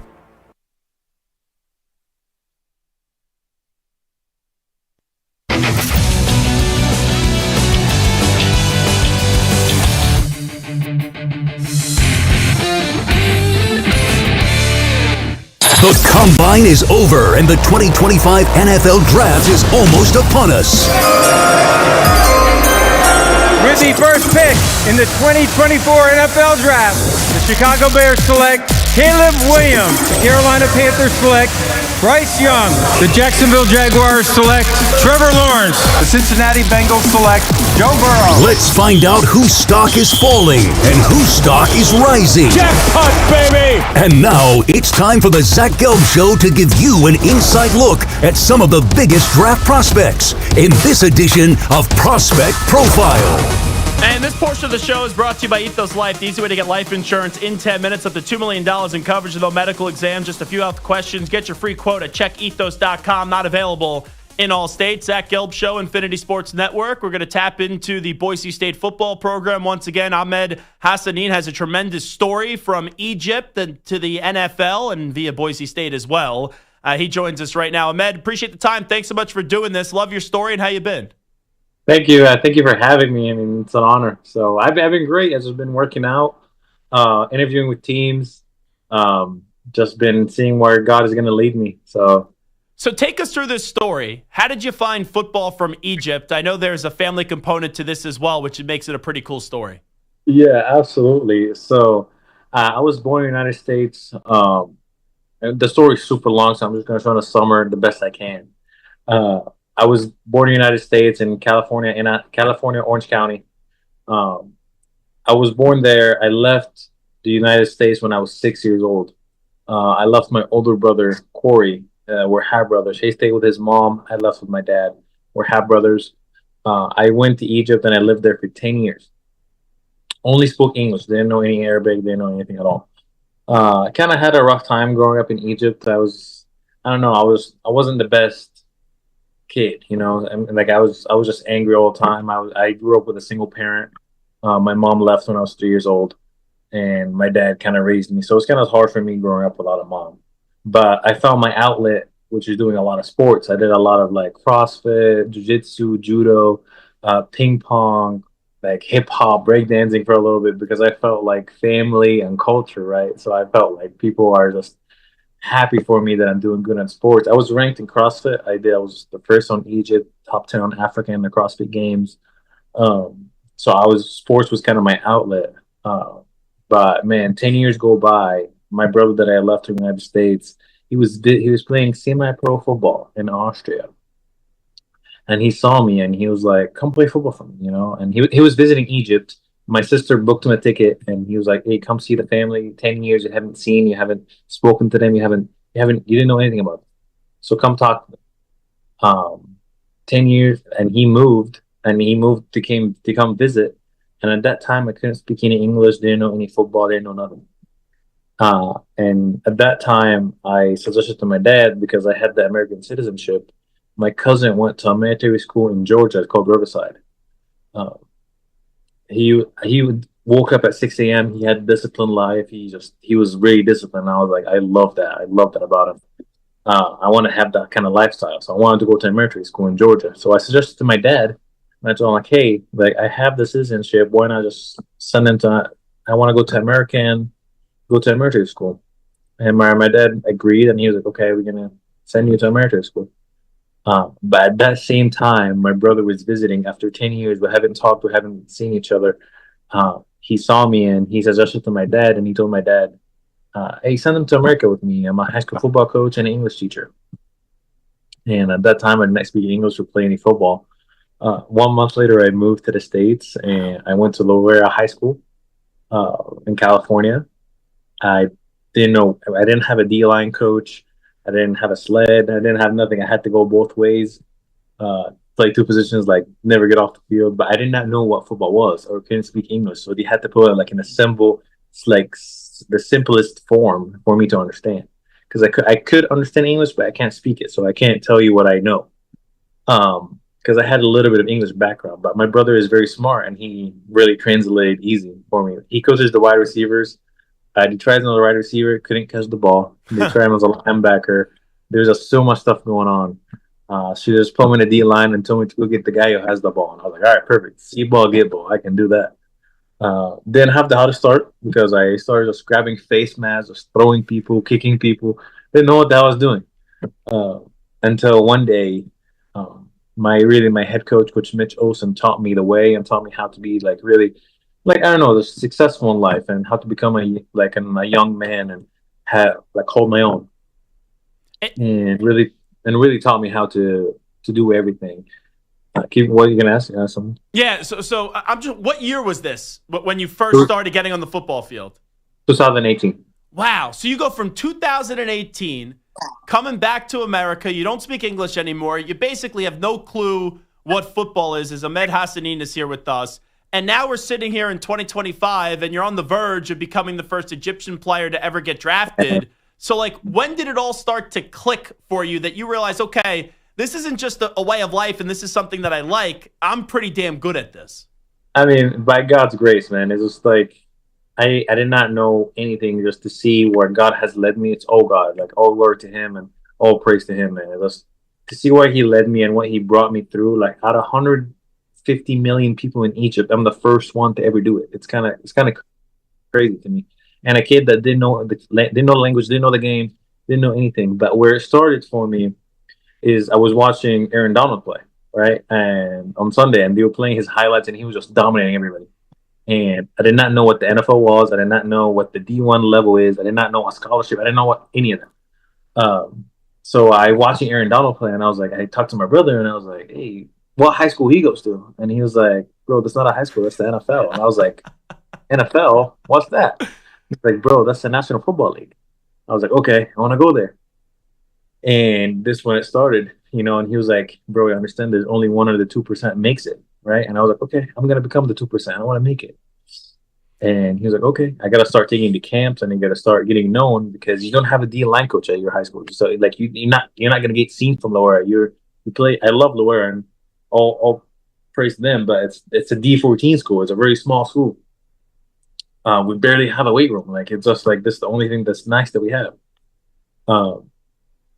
So I started going to camps, and that time it was COVID, so I only played 2 years of high school football. And it was COVID too, so I couldn't get recruited and couldn't get known or anything. But my brother started taking me to camps that people were like hosting in their garage, and I started doing one-on-ones with the mask on. And I just literally was watching YouTube videos about how to pass rush and how to win your one-on-one. And I was really watching it and watching everybody what they do, and I was like, okay. And I simplified it, and I was like, okay, a point A to point C, but B is blocking me. So how do you either go through him, go around him, or go inside of it? Like, just make it work. And I just start dominating people from like 5 stars, 4 stars, 3 stars, you name it. I just start dominating everybody. And people were like, who the hell is this kid? And my brother is like, that's my brother. He's been only playing football for 2 years, and he wants to go D1. He wants to he wants to go D1. And man, it's just by God's grace. It's Spencer Danielson, my head coach at Boise State now. He was the D-line coach at Boise State. So when I was getting recruited and getting offers, didn't he play with your brother? Exactly. He played with my. So when he texted me and he was like, "Hey, I loved your film," and I got excited that Boise State texted me because my brother told me something about Boise State and he has a guy there. And I was like, "Oh, bro, check this out. Boise State texting me," and he was like, "Wait, I played with that guy. That's Spencer Danielson." Wow. And so I felt by like God's calling to be at Boise State, and best decision I ever made to be at Boise State, and just really taught me everything. It taught me from the first down to the fourth down to the parts of the field, how big the field is, and the football IQ is starting to grow. I played as a true freshman because I was like physically developed, I would say, but always can grow. But I played as a true freshman, started a few games my sophomore year, started all my senior year, started all my junior year, started all my senior year. I was a team captain for the two years, voted by my teammates. So it's been awesome to just see where God's leading me and where God's going to take me, So I'm so honored, just to be able to share my story and just be an inspiration for some people, because some people told me that it can't be done and you can't do it, you can't make it, you're going to come back to Egypt in 2 weeks, you can't speak English, and look at me now, I'm about to be the first, hopefully, by God willing, be the first to ever get drafted. And just keep going and just have that laser focus that I'm going to accomplish whatever comes my way, That's the crazy part of the story, the way that you just laid it out, how little you knew, nothing about football. And the last 2 years, with only 2 years of playing in high school, the last 2 years at Boise State, you had 22 sacks. I still think you are unknown nationally. You are a great kept secret. So sell me a little bit. If I'm an NFL GM, why should I take a chance on Ahmed Hassanein? Why will you turn out to be a great player in the NFL? Because it seems like you are just getting started and you still have a big, bright future for you. Man, I love that you asked that question. I literally, Coach D believed in me, and believing in me means a lot to me. And if you want me to come develop, die for that team, build a team culture, I would do it. Because that's the type of person I am. I'm not in it for the money. I'm not in it for anything. I'm in it for my teammates and for the coaches to do good and to do good for them, and to do good for myself. And money will come at the end of the day. I could have left. I could have had some offers at college, but I didn't. I stayed at Boise State because they believe in me, and I'm loyal to whoever believes in me. And this is something in my culture that means so much to me. I'm ready to die for you if you believe in me, and you're ready to do the same for me. I literally, me and Coach D, every time before game days, I look at him and I was like, Coach, I will die for you today. Because it's just like, what's a bigger sacrifice than that? So I'm the type of person that's, if you were to bring in a building, he wants a team culture, he wants to lead, and he wants to grow and learn and develop other people. It's not about me all the time. It's about other people as well. And I'm just ready. I'm the type of guy, if you block me once, you better come again, because I'm going to come after you every single play. No matter what happens, no matter if I got blocked, I got picked, no matter what, I'm going to come. I'm going to get it back up. I'm going to get right in your face. It's just like I'm the type of player that's like never stops. I will never stop. I'll get blocked, find another way, find another way, find another way. Because this has been my whole life. I couldn't speak English. I couldn't understand English. You know what I'm saying? It's just like, everything that's like, I couldn't play football. I didn't understand what football is. Like, I just understand that people running and hitting each other. That's all I knew. And 22 sacks in 2 years, 15 plus TFLs back to back.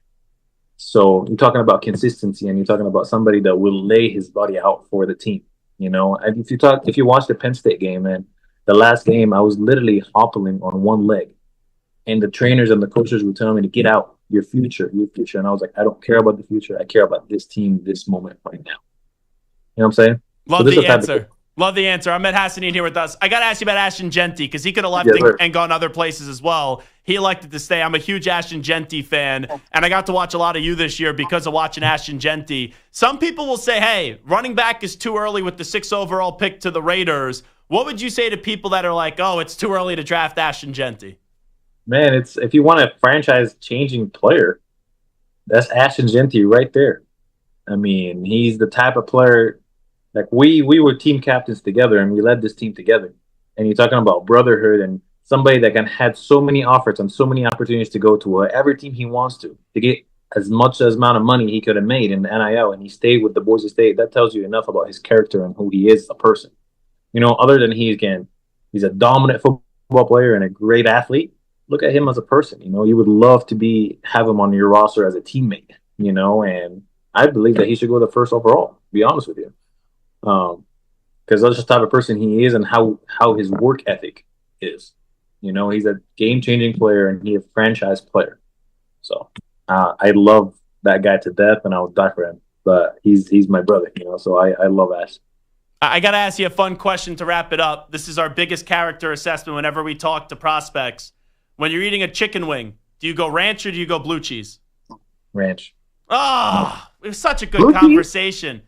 Really? Yeah. More and more people are saying ranch. I'm a blue cheese guy with wings. I mean, I can see it, but it takes away the flavor a little bit. But okay, I can see it. Ahmed Hassanein, hey, I love your story. I love what you're about. We can't wait to hear your name called next week. And when you become the first Egyptian player to get drafted, it's going to be a very cool thing to see. So thanks so much for doing this, and be well, all right? Yes, sir. Thank you so much for having me. You got it. There he is, Ahmed Hassanein, joining us on the Zach Gelb Show on the Infinity Sports Network. And what a program Spencer Danielson has with the Boise State Broncos. And Ashton Genty clearly was the face of the offense. The face of the defense is right there. And Ahmed Hassanein comes over in 2018 to play high school football and only was able to play 2 years of high school football. 2 years. And then the last 2 years at college, 22 total sacks. And he's going to get drafted. Probably a 4th, 5th round pick, something like that. But he is just getting started now, if you think about it, with how late he got into the game. So if he could do this in college with more and more room to go, imagine what he could do on the next level. Love that conversation. We'll come on back. We'll do a news brief on the other side. We'll update you some of the biggest stories of the day with some audio. And guess what we're talking next? Aaron Rodgers. Back with more after this.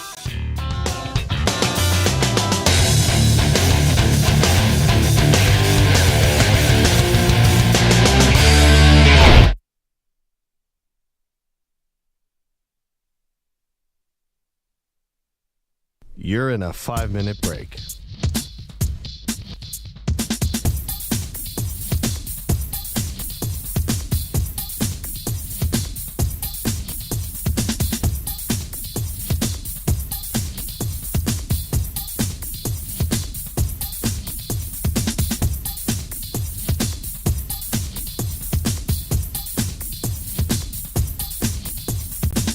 Four minutes, 30 seconds remaining.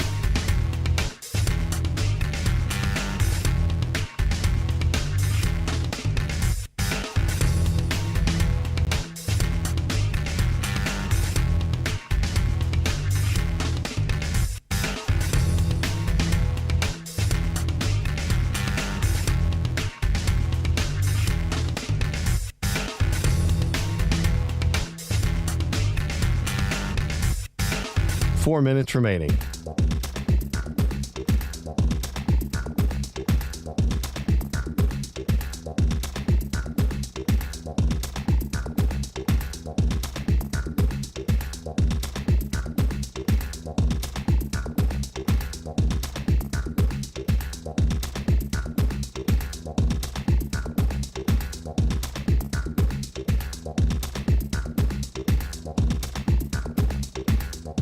Three minutes, 30 seconds remaining.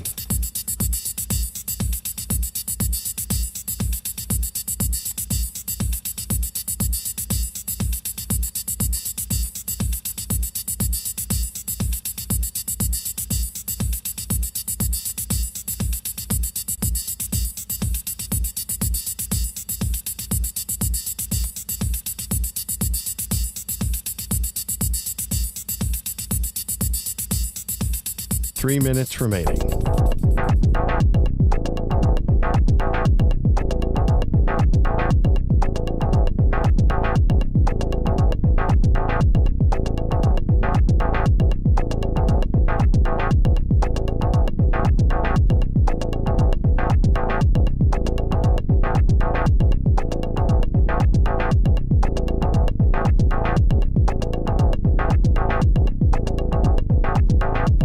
Two minutes, 30 seconds remaining.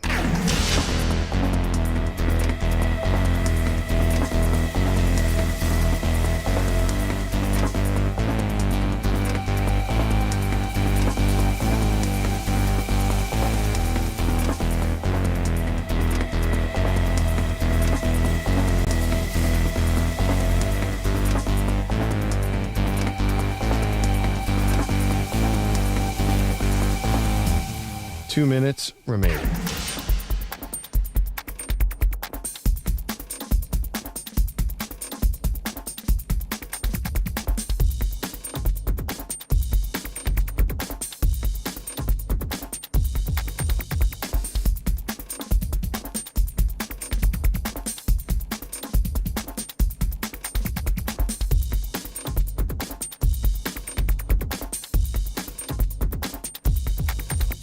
One minute, 30 seconds remaining.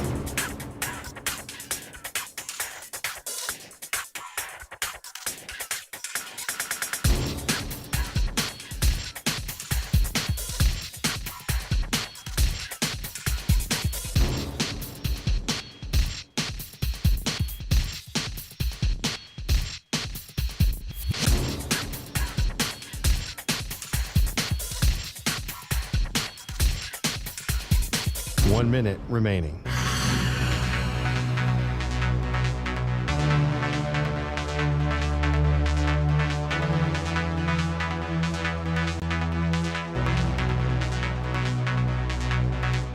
Forty-five seconds remaining.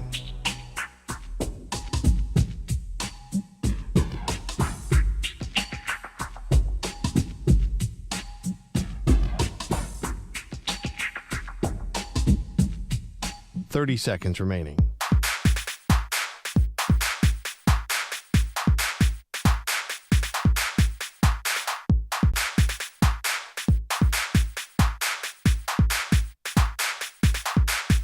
Fifteen seconds.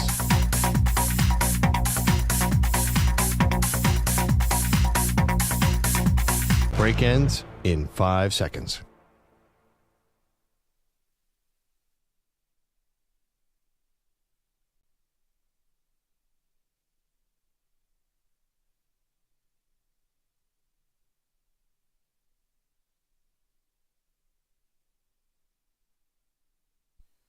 To infinity and beyond. He's live. He's nationwide. This is the Zach Gelb Show.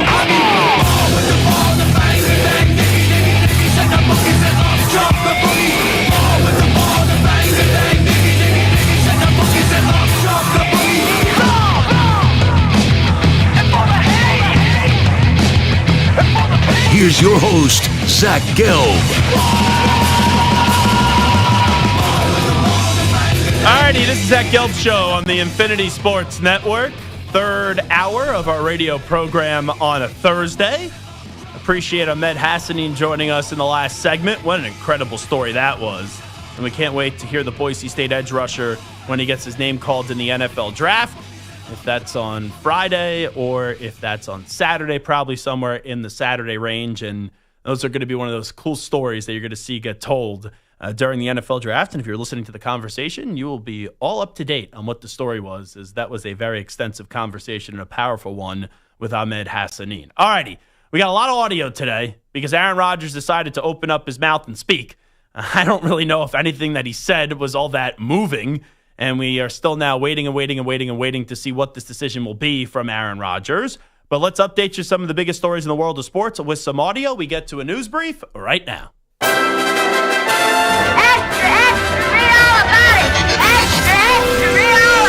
Time for your daily news brief. We get you caught up on the rumors, reports, and reconnaissance from the day in sports. All righty, let's start it off. Aaron Rodgers, he was going to join Pat McAfee. People were wondering, is it going to be a retirement decision? Is it going to be a Pittsburgh Steelers decision? What's going to be the decision? Here is Aaron Rodgers and why he's joining the show today. I live kind of a quiet life. If it weren't for my buddy Tim and my sister Mia, I wouldn't hear about a lot of the bullshit that's out there. Nice. But Mia finally said, listen, you got to go on the show and just set some of these ridiculous rumors and all these people who said they're close to me, sources, just set them straight, because there's been a lot of bullshit out there. Here's my thing. If you don't care about it, why do you always seem that you do care about it when there's things that are being said about you? And what has been so erroneously reported about Aaron Rodgers this offseason? I don't really understand it. So Aaron Rodgers, very, very, very much so upset with, I guess, the way that the conversation is about him, even though he doesn't care about the conversation. He never would see any of this. Come on, bull bleep. But now all of a sudden, today was the day that he felt like he had to set the record straight, which he didn't really set the record straight on anything. But this is the Aaron Rodgers attention whore drama wheel. And he did talk about being an attention whore today, and he's like, oh, but people say I'm an attention whore. I haven't spoke for weeks. I haven't spoke for months. All right. Aaron Rodgers on these reports about money demands when it comes to his contract situation. I had a lot of great conversations with a lot of teams. Not one of those was the Jets, because that wasn't a great conversation. I don't have any leaks. I have a very tight circle. I'm not out there putting shit out just to put shit out. That's just not how I operate. There's been a lot of people assuming they have information about me that's just not true. I've been straight up with these teams from the start about where I was at, starting with the money thing. I told every single one of the teams I talked to, it ain't about the money. I'll play for 10 M's. I don't care. I never once said I need a multi-year deal, $30-40 million. It's absolute bullshit. I said I'd play for 10. So I'll be fully transparent with everybody. I got a late start to my day today. So I got to the gym at 11:30 a.m. Eastern. I did my hour elliptical workout, so I was done by 12:30 p.m. Eastern. Then went downstairs, left my building, got my perfect peanut butter protein bar and my large cold brew from Starbucks. Then came back up, turned on Pat McAfee, and I said, I got a shower because I had a 2 p.m. Eastern time meeting. This is the luxury that I have when I don't live that far away from the radio station. And I got into the shower, and on the Bluetooth speakers that I have, I was playing the McAfee show for the Aaron Rodgers conversation. I didn't really hear the 10 M's part. Like, I heard it, but I didn't know what he was meaning. He's like, I'll play for 10 M's. I thought he said M&M's at first. I was like, I've never heard someone say that. But whenever you say it's not about the money, isn't it about the money? For example, when this Aaron Rodgers deal comes out with the Pittsburgh Steelers, does anyone expect it to be for only $10 million? And if it really wasn't about the money, this would have been my follow-up. Now, I love McAfee. He's not going to do a traditional interview. McAfee's not a traditional host, right? Which was what makes him so great. So that's not me taking a shot at McAfee, to be clear. My follow-up would have been, Aaron, I feel like you want to go to the Vikings. Whether you agree or disagree, that's a different thing.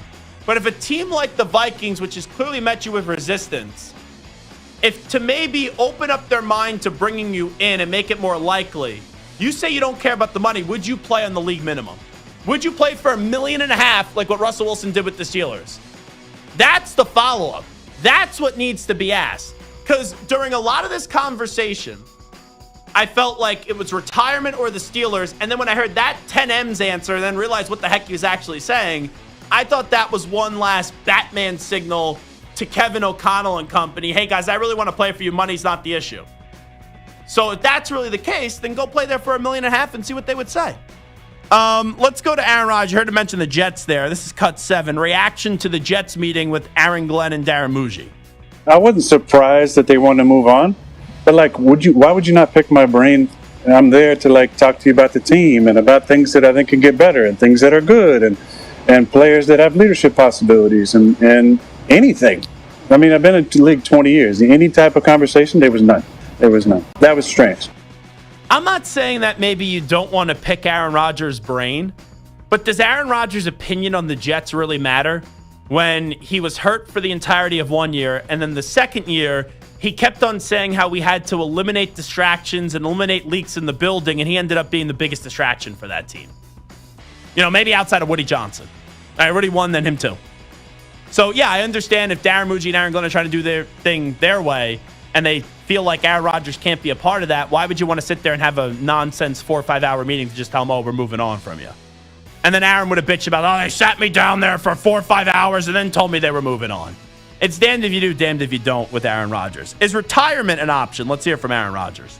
I wasn't, stringing anybody along. I wasn't holding anybody hostage. I was honest from the jump about where I was at mentally and some of the constraints that I have in my life right now that warrant my attention.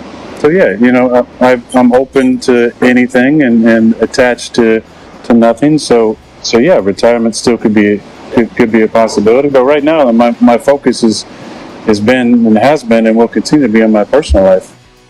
So for people that didn't hear the whole conversation, this was the one answer that I thought made Aaron Rodgers very human. When he talked about the reason why there's been such a delay is his main focus is an issue going on in his personal life right now. It made it seem like there is something going on with a family member or a close friend and, a health issue, something like that. That's what it seemed like. So I have a heart. I have understanding of that. With that being said, how many times do people have to deal with personal, terrible incidents and tragedies? And I don't know what the extent of this one is, to be clear, but I'll take Pat McAfee and also Aaron Rodgers saying, you're right, alluding to what the situation is, and they have the right to privacy. They don't have to reveal it to us. They don't know us anything there, to be clear on that. But how many times do people have to have serious issues going on and still make business decisions? Happens every day. Happens every hour. Happens every minute in this world. So I think Aaron can pick a new team by now and still, without knowing that situation, still be someone that is playing a big role in that situation that is close to him and should be close to him right now. Let's hear Aaron Rodgers. I talked about the Vikings on the reports about the Vikings. This is Aaron. There's been a lot of narratives that have not been anywhere near accurate. Starting with the Jets, continue with something I just read about, me pitching something to the Vikings. Ben was on the show talking about me waiting around for the Vikings. That's not accurate either. But no, I've known Kevin forever. I've known Kevin O'Connell 17, 18 years, and we got a good friendship.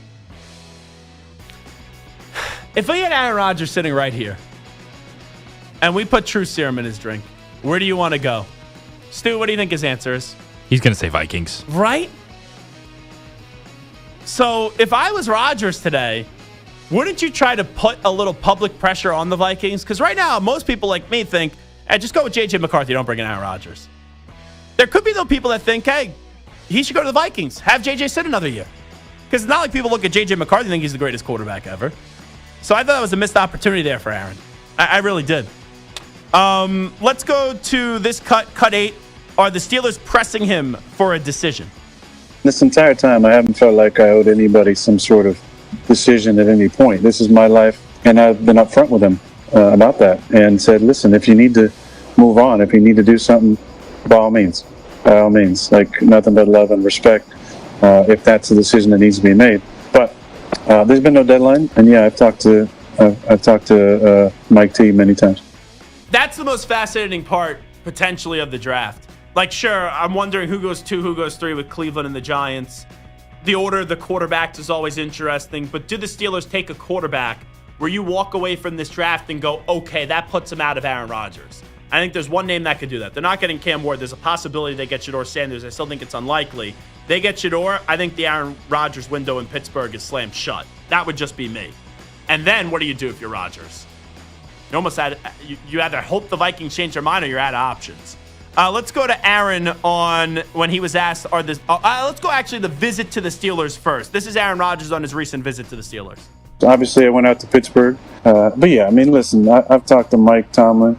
He's more than I even thought from afar as far as the type of person that he is. I have a lot of respect for what he's accomplished in the league. Arthur Smith, you guys have had Art on the show many times. Love him. I mean, talk about a guy that doesn't need to work, but he's a grinder. We've had a friendship for a couple years now. I just like what he's all about. I like when he's on your show. So it was nice to go into the city. I'd never really spent any time in Pittsburgh other than the few times we played there. Yeah, I've enjoyed talking to Mike. Here's what I don't get. Can't you make your decision and say, hey, Pittsburgh, you're apprised of my situation, my personal situation.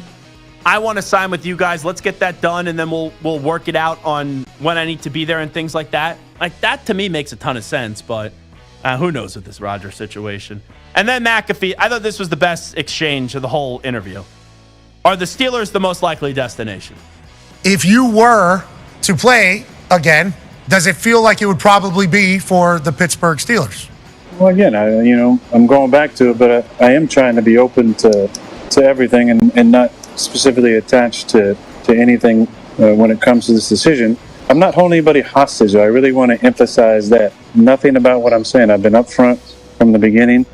I don't mean any disrespect to any player on their team, veteran or young guy that comes in. I'm just going through a lot in my personal life that has to take precedent at this point because, that's a big commitment. And when the commitment is made, it has to be an all-in type commitment. And I know people say, oh, well, you missed minicamp last year. It's like, but I don't think it was fair to the Steelers or anyone, to make a decision while I'm dealing with a lot off the field. So at the same time, I want to keep the lines of communication open. That's why I've talked to all the important people, and the people that need to know what's going on. And the people that don't make up about me, and that really hasn't changed since COVID. So if you didn't want to listen to the entirety of this interview, you listen to that answer, that encapsulates the entire interview. And I think most people walk away and be like, really nothing from this. Let me go one more here. This one's a little long. The Jets, they always find a way to just get dragged into these situations. I get it. He played for the Jets last year. But Aaron Rodgers goes off on the meeting he had with Aaron Glenn and Darren Muji. Listen up.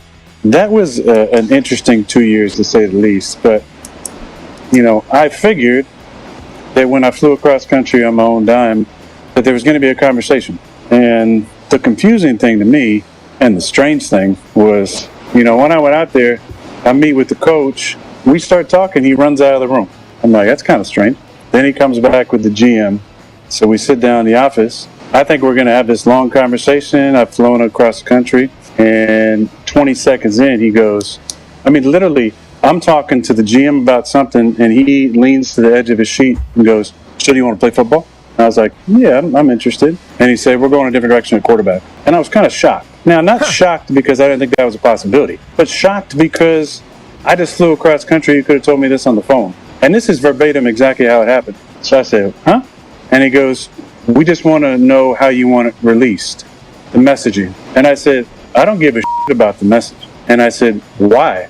And then he said, I don't want to be up in front of the room saying something and have guys looking back at you. Interesting. And I said, what does that even mean? Are you assuming that I would be in the back of the room during a team meeting undermining what you're saying? I said, you don't know me. And he said, you don't know me. And then I said, exactly, which is why I flew across the country to have a face-to-face meeting with you to talk about my experience with the Jets.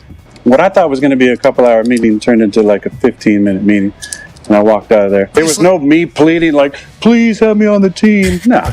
No. Well, I don't want any part of that. It was already a debacle. Zero accountability in that, number one. But I don't want to get caught up in that. Here's the great part about Aaron Rodgers. Stu, you know this, and I know this. Samter, you know it as well. Let's just say the Jets called him up and said, hey, Aaron, we appreciate what you did for the organization the last 2 years. We're going to let you go. Rodgers would have been on McAfee. How classist is his organization? They didn't even have the respect to sit me down and pick my brain and have me come in the building. They did it over phone. If let's just say when he flew in, they sat him there for 4 or 5 hours and then told him we're letting you go. Oh, they wasted 4 or 5 hours of my time when they already made up their mind. There's no winning here. There's no winning with Aaron Rodgers. That's the reality of the situation. Because remember when he was let go in Green Bay and they said that they were going to trade him? He was like, oh, they never contacted me. My cell phone connection's never great. Everyone knows that. I got go. Blah. It's like, stop. Just stop. But we know what you're going to do. All right? You're a great quarterback. But you love the drama. And also at the end, the same people that hate me for COVID, hate me. Like, what? It has no one looks at you right now and goes, oh, Aaron Rodgers, this situation, I'm going to hold what you said about COVID against you now. Like, what are we doing here? A giant waste of time today. Hey, you filled hours on our show, so thank you. But let's be real. This was a giant nothing burger today. And you can sit there and go, I'm not a drama whore. You went on this show to put your name back in the news. Because you're not happy with the fact that the Steelers are the team right now that are the only legitimate team that's interested in you. The Giants said thanks but no thanks, even though you would claim, which is probably true, that you didn't want to go there. Duh. You want to go to Minnesota? No, I don't want to go to Minnesota. Like, enough. Just make a GD decision already. All right? Make one. Retire or go play for the Steelers. Retire or go play for the Steelers. And here's the most hypocritical part, too. He says, this is my favorite part that Rodgers says, once I retire, you won't be hearing from me. Oh, baloney. If I could curse right now, I would say bull you know what in a second. Mother bleep and bull bleep. Rodgers loves when his name is in the news. And if you don't believe me, he didn't go on that show today to clear up whatever his sister was saying was being said. What was being said? What was being said? Nothing. Come on. Andrew Berry, the GM of the Cleveland Browns, he was asked about Jalen Milroe and Jackson Dart at his pre-draft press conference. They're both excellent players. I think, Jalen, he's got rare physical talent. He may be the only, when he gets in the NFL, he may be the only quarterback who's faster than Lamar. Don't tell Lamar I said that, please. He's got rare physical gifts. Jackson, he's very well-rounded. He can run it, he can throw it, he's accurate. He's a good decision maker. I'd say he's pretty scheme versatile, so to speak. So, look, I think, both those guys in the proper situation can be really good NFL players. Okay, let's go to Andrew Berry. What's your plan for the number 2 pick? We're still working through everything. We have not made a hard decision in terms of, how we're going to utilize the number 2 pick. There are a number of guys that we like, but we're still working through everything. Mark still would take Shador. Yeah, there's a chance. All options are on the board. Maybe I should say that. And then let's go to one of those options, the expected option being Travis Hunter. How would you use Travis Hunter? What he would attempt to do has not, been really done in our league, but we wouldn't necessarily put a cap or a governor in terms of like what he could do. We would want to be smart in terms of how we started him out. I think I've mentioned before, we would see his first home as receiver and his second home, on the defense side of the ball. He has to play on both sides to be worth that number 2 pick, because that's kind of how he's viewed, as a guy that can do both versus just is one side or the other. No, I don't see it that way. I think it's, and I'm going to use a crossboard now, it's a little bit like Ohtani, right? Where, when he's playing one side, he's an outstanding player. If he's a pitcher or he's a hitter, he's an outstanding player. You obviously get a unicorn if you use them both ways. So it's fascinating. He says wide receiver primary, then we'll figure out the defensive side of the ball, but we're open to play it in both ways. I think the easier thing is defense primary, then you figure out a few plays on the offensive side of the ball. If you were Travis Hunter still, not what the Browns should do, what would you want to do if you had to say, it's one position, not over the other, but one where you get the majority plays over the other? Would it be wide receiver or be corner? I think I agree with you that I would see him more as a cornerback with, some packages as a wide receiver, but if he's a great wide receiver, he can make a lot more money. So maybe that's the way he would think if it's one or the other. But yeah, it's a very tough one for sure. How about you, Samter? What would you prefer to do if you were Travis Hunter? I guess wide receiver, maybe a little bit less likely that you'll get hurt. More money as a wide receiver. More, if I had to do one or the other, more wide receiver than DB. Obviously, I'd want to do both. But if I had to choose, primarily a wide receiver with some defensive back packages, maybe nickel or something like that, or come in every now and again if a guy's, getting smoked. But I think that's probably where it is. That's what I would rather do. I would be a wide receiver first because Stu said the money. That's to me. I know cornerbacks make good money, but the wide receiver's money is off the chart now. So that would be the primary position. But that's also going to be fast when it comes to getting paid. The teams may want to be like, we'll play a defensive back first, then wide receiver. Because if it's wide receiver first, the money is just going to go through the roof. And then look at Ohtani. Even though he hasn't pitched since getting paid because of the injury, he got paid double the price or a price and a half because of the fact he could do both. So it's going to be interesting since we've never seen it before. Alrighty, let me squeeze in 2 more, then we'll hit the break. Joe Flacco was on the Ken Carman show with Anthony Lineman, 92.3 The Fan in Cleveland, and he was asked about Travis Hunter potentially going both ways in the NFL. I mean, it's honestly pretty cool. It would be interesting to see the mental grind of that. I think everybody kind of thinks about the physical side of it. And ultimately, yeah, I think that is a big deal, the physical part of it, but it could probably be done or, if you manage the reps here and there. But the mental side of it, the amount of meetings that we have throughout the week, and then just kind of being on top of all that, offensively, defensively, special teams, that would be, I feel like, a big hurdle, but it would also be super impressive to watch.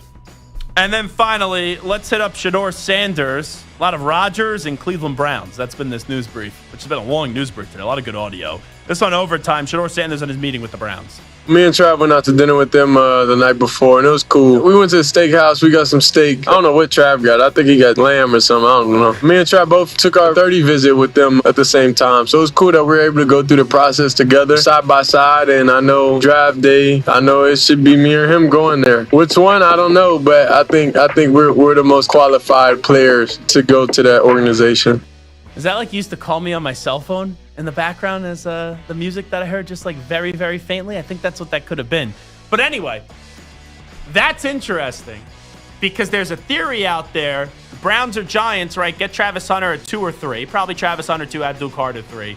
And the other team comes back up into the first round from the early second round picks, Browns or Giants, to also swoop in and get Travis Hunter. How cool would that be?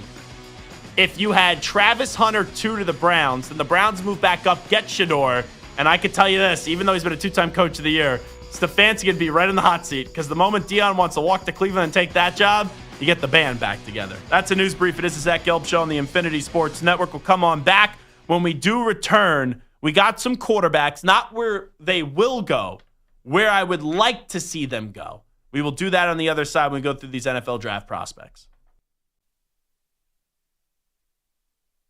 You're in a 5-minute break.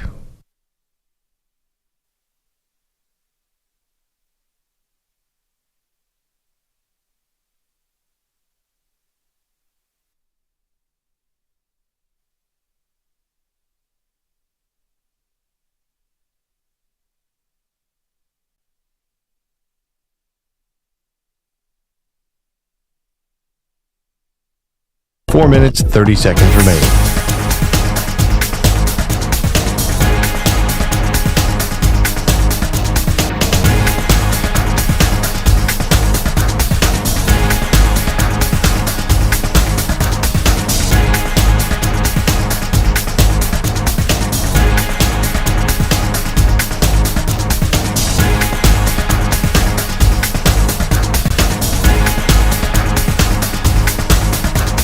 Four minutes remaining.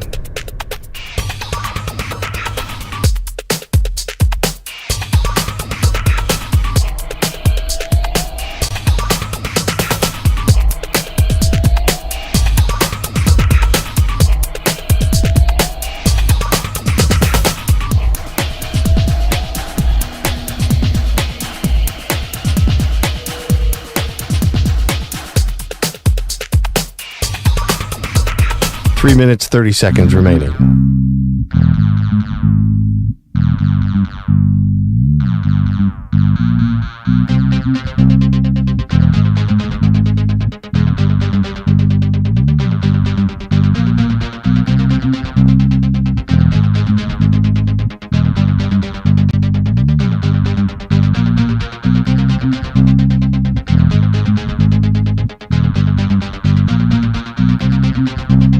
Three minutes remaining.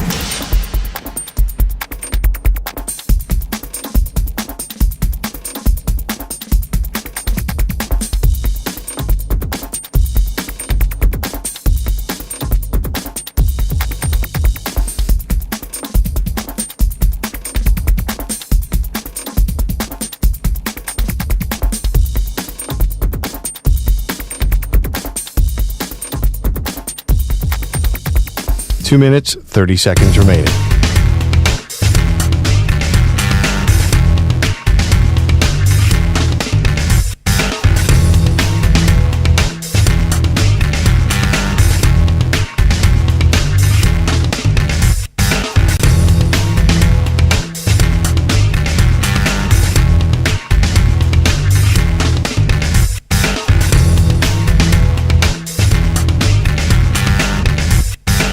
Two minutes remaining.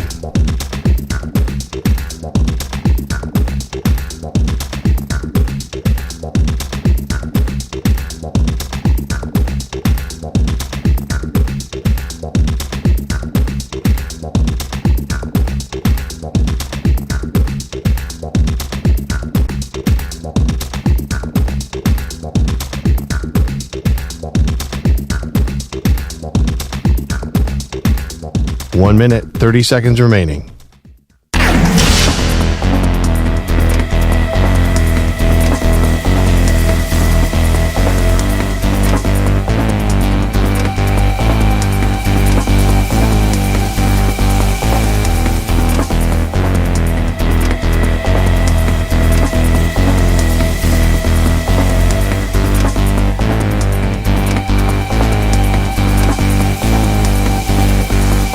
1 minute remaining.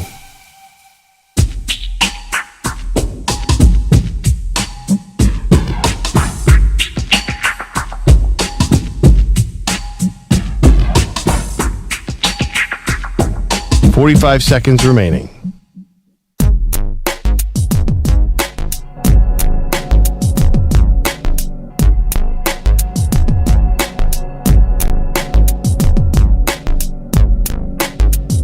"30 seconds remaining.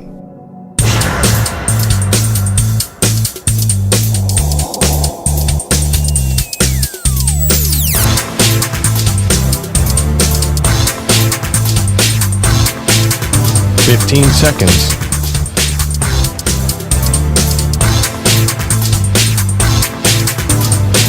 Break ends in 5 seconds.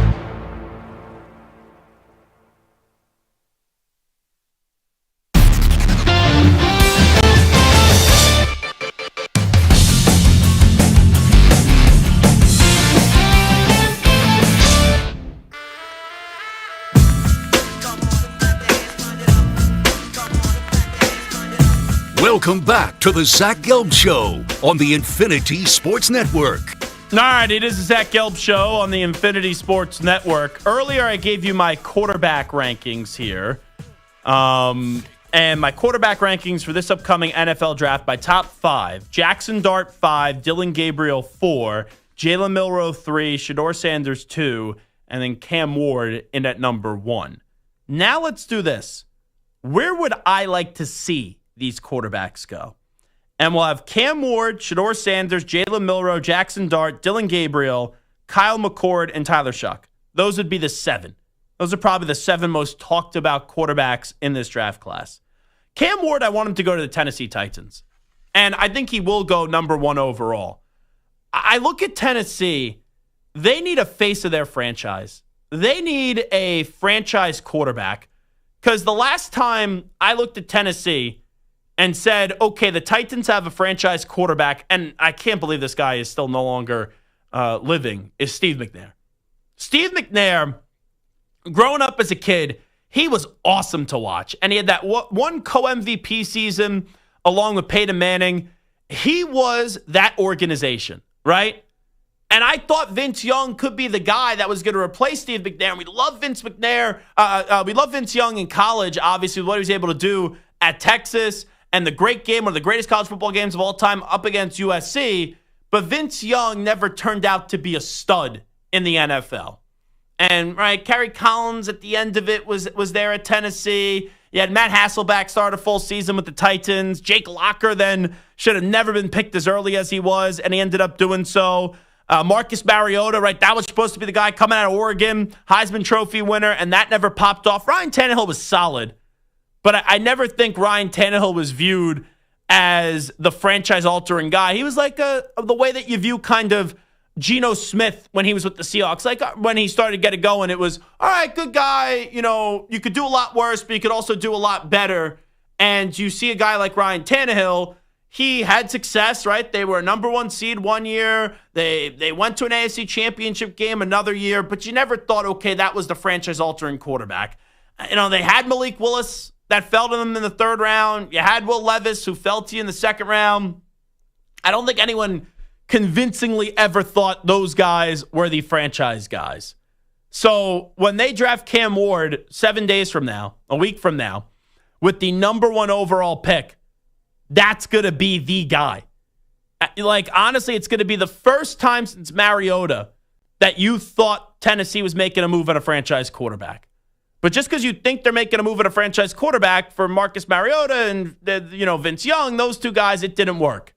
But I hope that Cam Ward can become to the Tennessee Titans what Steve McNair used to be, with the face of the franchise type of guy for Tennessee. So I would like to see Cam Ward go to Tennessee, and I think that's going to be the case. Now, Shedeur Sanders with the Pittsburgh Steelers. That's the team that I want to see him go to for 2 reasons. Number 1, it finally addressed the long-term issue, what I think he can be for the Steelers at quarterback for the first time since Big Ben Roethlisberger did walk away. Also, it throws a crazy situation out there where Shedeur goes to the Steelers. They're the one team still really like actively vying for the services of Aaron Rodgers. And let's be real, Shedeur goes there. I'm expected to see Shedeur start right away. I'm not expecting Aaron Rodgers to be on that roster. Jalen Milroe. There's always a quarterback that now we compare to Josh Allen. There's two quarterbacks. It really hasn't happened this year. But in other years, we've seen it be done where people go, he's not Patrick Mahomes, but he could be like 50 or 60% of Patrick Mahomes or something like that if everything hits it, if he reaches his potential. And whenever I hear people say that, alarms go off in my head. Like I heard it for Zach Wilson. I heard it for Trey Lance a little bit. The only one that I guess it kind of worked was for Jordan Love a little bit. People said, if he could put it all together, maybe he could be a little bit like Patrick Mahomes. And Love's had a first 2 good seasons as a starting quarterback. For Jalen Milroe, I think you get a lot of Josh Allen, where you know he could run the football. The arm is the big question. Now, Josh Allen always had a bazooka for an arm. You just didn't know where the accuracy was going to be and the ball placement was going to be. For Jalen Milroe, we know he could run. We know that. The arm is so wildly inconsistent, though. And it's either you get everything or you get nothing with Jalen Milroe. So where did we see Josh Allen have success? Early on. Like when he first had success in the NFL with Brian Daboll. And now he's catapulted himself into the second best quarterback in the NFL. So I don't know how long Brian Daboll is going to be with the Giants, how much longer. But if you say, Zach, where would you like to see Jalen Milroe go? Even though I think the Giants should draft Shedeur Sanders the 3rd overall pick, I would not be opposed to Jalen Milroe in the 2nd round, even though he got invited to the draft, and some people think he's going to go in the 1st round. I don't think he will, but who knows? I would like to see him get paired up with Brian Daboll and at least see the creativity there. But the thing is, they have Russell Wilson there right now. They have Jameis Winston. I'm being honest, and I said this last year when they signed Russell Wilson, and then they followed up with Justin Fields. I want to see Justin Fields play in Pittsburgh. And if the Giants draft Jalen Milroe, you could throw Russell Wilson out there early. I don't really want to see Russell Wilson play. I would rather see Jalen Milroe. Jackson Dart. I would like to see him get drafted by the Saints just because of one thing and one thing only. The way that Todd McShay just so eloquently laid it out, where he talked about why he believes Jackson Dart is a good fit for Kellen Moore. So even though I'm not saying what McShay said is crazy, but when I look at it, and if the Saints, I don't think they would take Dart at 9, but if they pass on Shedeur Sanders, let's just say at 9, and they end up taking Jackson Dart, I think Shedeur is a much better player. Even if you tell me Jackson Dart is the better fit, I would take the better player over the better fit. But especially when it's that large in the difference for me. But I'm curious to see if what McShay said ends up turning out true with Jackson Dart, and we get to see it if he does go to the Saints. Dillon Gabriel, you haven't heard a lot about him. I'll throw an interesting team out there. What about the Arizona Cardinals? Dillon Gabriel's a smaller quarterback. He can move around, has a big arm. Kyler Murray, you just paid him. Smaller quarterback, injury prone, though, with what's happened the last few years. Who knows how much longer Kyler Murray's going to be there? Dillon Gabriel, there was talk of him maybe being a back end of the 1st round type of quarterback. Now, when is he going? 5th round? So if you could get Dillon Gabriel in as a backup quarterback with the Arizona Cardinals, I don't think it's the worst thing in the world to then see what you got if Kyler Murray did get hurt. Kyle McCord. This is a tough one. Now, when he was at Ohio State, I never thought he was going to win a championship. I never thought he was going to beat Michigan. And I started to be out on Kyle McCord. It was a game that he actually won. It was up against Stu's Notre Dame Fighting Irish because Marcus Freeman, I think he didn't have enough guys on the field. He had 10 guys on the field at the end of the game. You need 11. So it wasn't too many men on the field. There was not enough men on the field. And also, on that drive, he had a horrible throw that should have been intercepted. And it was not somehow. So that's when I was out on McCord. But McCord goes to Syracuse. And when he was at Ohio State, he had so much talent around him. And he didn't get it to work out in the big games. And he threw a terrible interception late up against Michigan in a game that they shouldn't even really been in, if we're being honest. And they had a chance to go win it. So when McCord goes to Syracuse with lesser talent around him and a new coaching staff, he was one of the best quarterbacks in football this past year in college. Now, I don't think he should be a first-round pick. But let's say Cleveland takes Travis Hunter at 2. If you circle back around and you get Kyle McCord going back to the state of Ohio, I just think that's a fun match. I think it's a fun fit. So and you could learn a little bit from behind Joe Flacco being there. So I would say the Browns for McCord. Then Tyler Shuck. This is a rise that I just don't get. And I understand he was at Oregon and, right, he wrapped up his career at Louisville, and he's a big guy. So people like big quarterbacks, obviously. I know he's been hurt a bunch. I don't get the appeal in terms of I need to draft Tyler Shough as potentially a first-round pick. That doesn't make sense to me. But I would do some insurance here. I'm good seeing Tyler Shough in Seattle. You got Mike McDonald, who is a young, good up-and-coming coach, we think. You have Jackson Smith and Jigba there. You just got Cooper Kupp. Sam Darnold, even though he's on a 3-year deal, it's basically a 1-year deal because only like 55, 60 million guaranteed. So you get out of that very easily for what the going rate is for a quarterback. So let's say Shough goes there, sits a year. Sam Darnold's on all that. Maybe Tyler Shough ends up taking over. Or he comes in off the bench if Sam Darnold sees ghosts, gets mono, or gets hurt. So those are some of the places I'd like to see those quarterbacks go. Cam Ward to the Titans, Shador Sanders to the Steelers, Jalen Milroe to the Giants, Dart to the Saints, Dylan Gabriel to the Arizona Cardinals, Kyle McCord to the Cleveland Browns, and then Tyler Shough to the Seattle Seahawks. We'll come on back. Our poll question today is a very, very simple one, and it has to do with Aaron Rodgers. We'll give you an update on that when we return at Zach Gelb at INF Sportsnet. Aaron Rodgers will be where this NFL season? Retired, on the Steelers, or on the Vikings? Now, we'll give you those answers on the other side, but we will now find out what's happening in the sports world and where Rich Ackerman is. As he sits to my left, he'll give us that update right now. Infinity Sports Network Sports Flash. Well, Aaron Rodgers certainly has a lot to say when he's on the Pat McAfee show, and that was the case today, saying he has not made a decision on 2025, but that retirement is an option, and he is keeping an open mind. I'm open to anything and attached to nothing. So yeah, retirement still could be a possibility. But right now, my focus has been and will continue to be on my personal life. And he said he has some personal commitments, and right now a commitment to a team is a big thing, especially also considering his age. 41. The Bucs' Damian Lillard has made a speedy recovery from a blood clot and has reportedly been cleared to play, but won't be in the lineup for the first game of the playoffs against the Pacers on Saturday. Baseball today, one game right now. It's the Phillies with a 5-3 lead over the Giants in the bottom half of the sixth. Earlier today, the Diamondbacks down the Marlins 6-4. The A's got 4 home runs, including Tyler Soderstrom's league-leading ninth in an 8-0 win over the White Sox. The Mariners got 2 home runs in the 9th to tie and then scored a 4 in the 11th or 10th to beat the Reds 11-7. The Pirates blanked the Nationals 1-0. I'm Rich. The Infinity Sports Network is on your smart speaker. All you have to say is play Infinity Sports Network.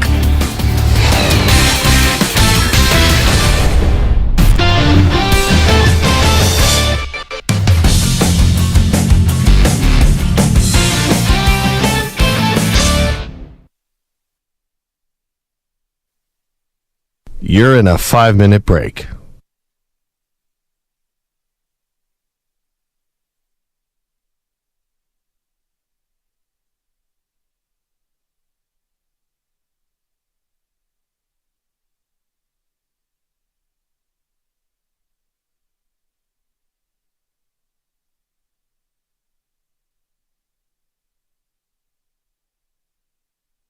Four minutes, 30 seconds remaining.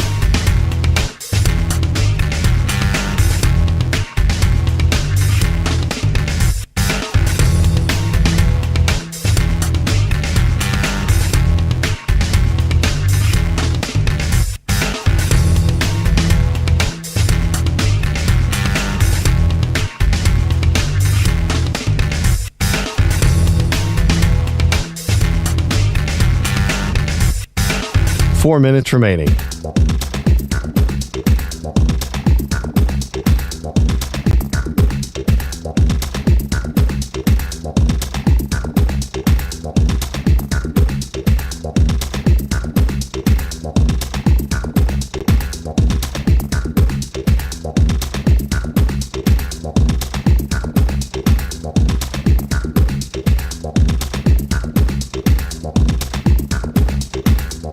Three minutes, 30 seconds remaining.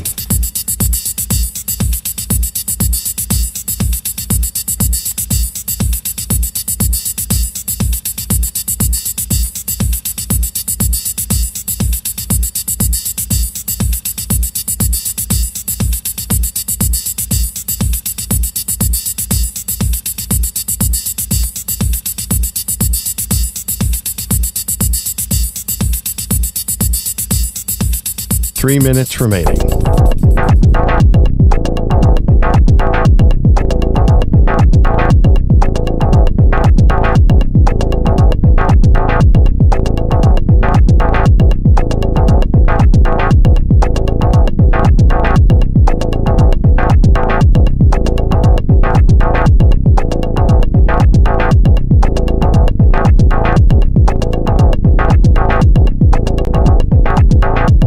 Two minutes, 30 seconds remaining.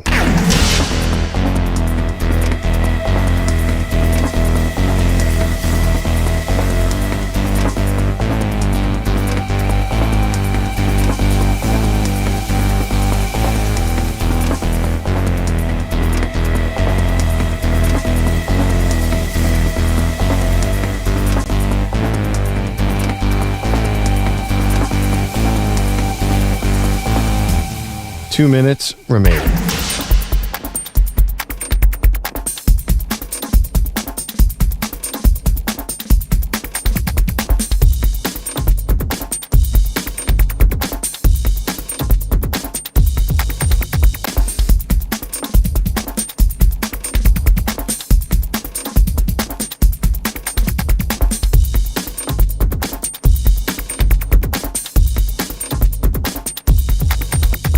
One minute, 30 seconds remaining.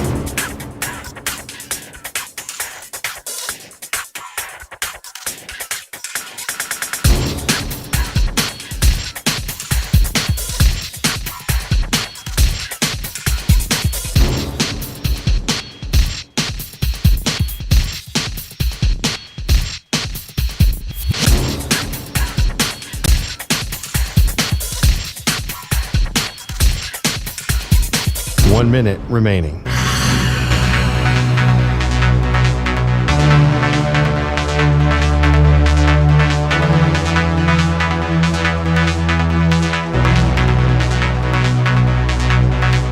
Forty-five seconds remaining.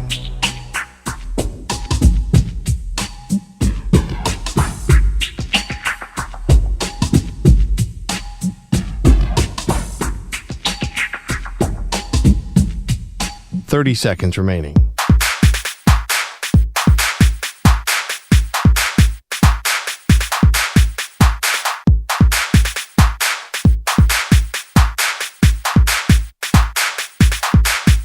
Fifteen seconds.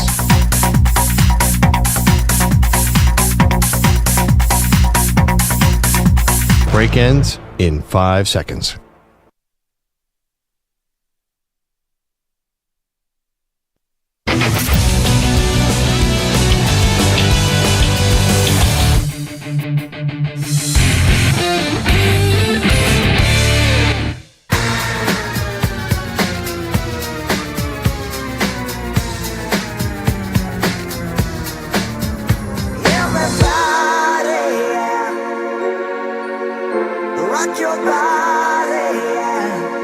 Hey, this is Howie. And this is Nick. We're from the Backstreet Boys, and you're listening to the Zach Gelb Show. And guess what? Zach is back. All right. He's live. He's nationwide. This is the Zach Gelb Show. Oh, my God. We're back again. All right, this is the Zach Gelb Show on the Infinity Sports Network. I'll take a question here from Terry Wilson on the YouTube chat, in the YouTube chat. She said, Zach, what do you think the 49ers will do? I'm thinking offensive lineman or best defensive back. I could also see them maybe going pass rusher too.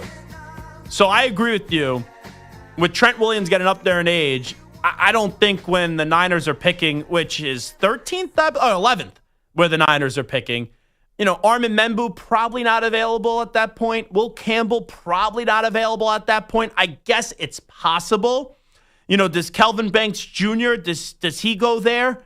So a lineman is possible on the offensive side of the ball. Edge rusher, you get the kid from Marshall and Mike Green. James Pierce maybe from Tennessee should be on the board then. At that rate, obviously Abdul Carter is going to be gone. So I think those are two names to watch in James Pierce and Mike Green. If Jalen Walker somehow falls, then you jump on him. I could see defensive back as well. It would, you know what? Will Johnson ending with the 49ers would be something I like to see. Will Johnson, before last year, this time last year, top 5 pick. We had him on 2 or 3 times in the season because of how big of a name he was after the year that he just had. And unfortunately, whether he was hurt or making a business decision this year, didn't play enough, and he's fallen a little bit. So I would look like a Will Johnson at corner. If somehow Armin Membu or Will Campbell fall, you jump on them. If not, you have to consider Kelvin Banks on the offensive line. And then if you get someone falling as a pass rusher, whether it's Mike Green, and 11 may not be falling for him, obviously. James Pierce may not be falling for him. But if Jalen Walker's there, then you pounce on Jalen Walker. So Terry Wilson, appreciate it in the YouTube chat. That's how I would address the San Francisco 49ers. We have Coach Prime audio. So I see this all over social media. Let me tell you, I don't think I've ever given less of a you-know-what about this jersey retirement. I think a lot of people have fake outrage. And people are short on ability this time of the year because there's how much more can we talk about with the NFL draft? Let's be real. I will even say, I know the show I do. I never think the news week is slow. I think even when people go, oh, the news week is slow, even as a host, I will find a way to turn nothing into something. That's what I do. When we had COVID, people were like, oh, how am I going to host a radio show? Find a way to be entertaining. At the time, it was 4 hours. Now it's just 3, right? So you just find a way to get it done. But people just take little topics and make them into big topics, and there's no way they're actually outraged about this. Who gives a flying you-know-what if Travis Hunter won a Heisman Trophy is getting his jersey retired? And then people will say, oh, well, it's not Travis, it's Shedeur.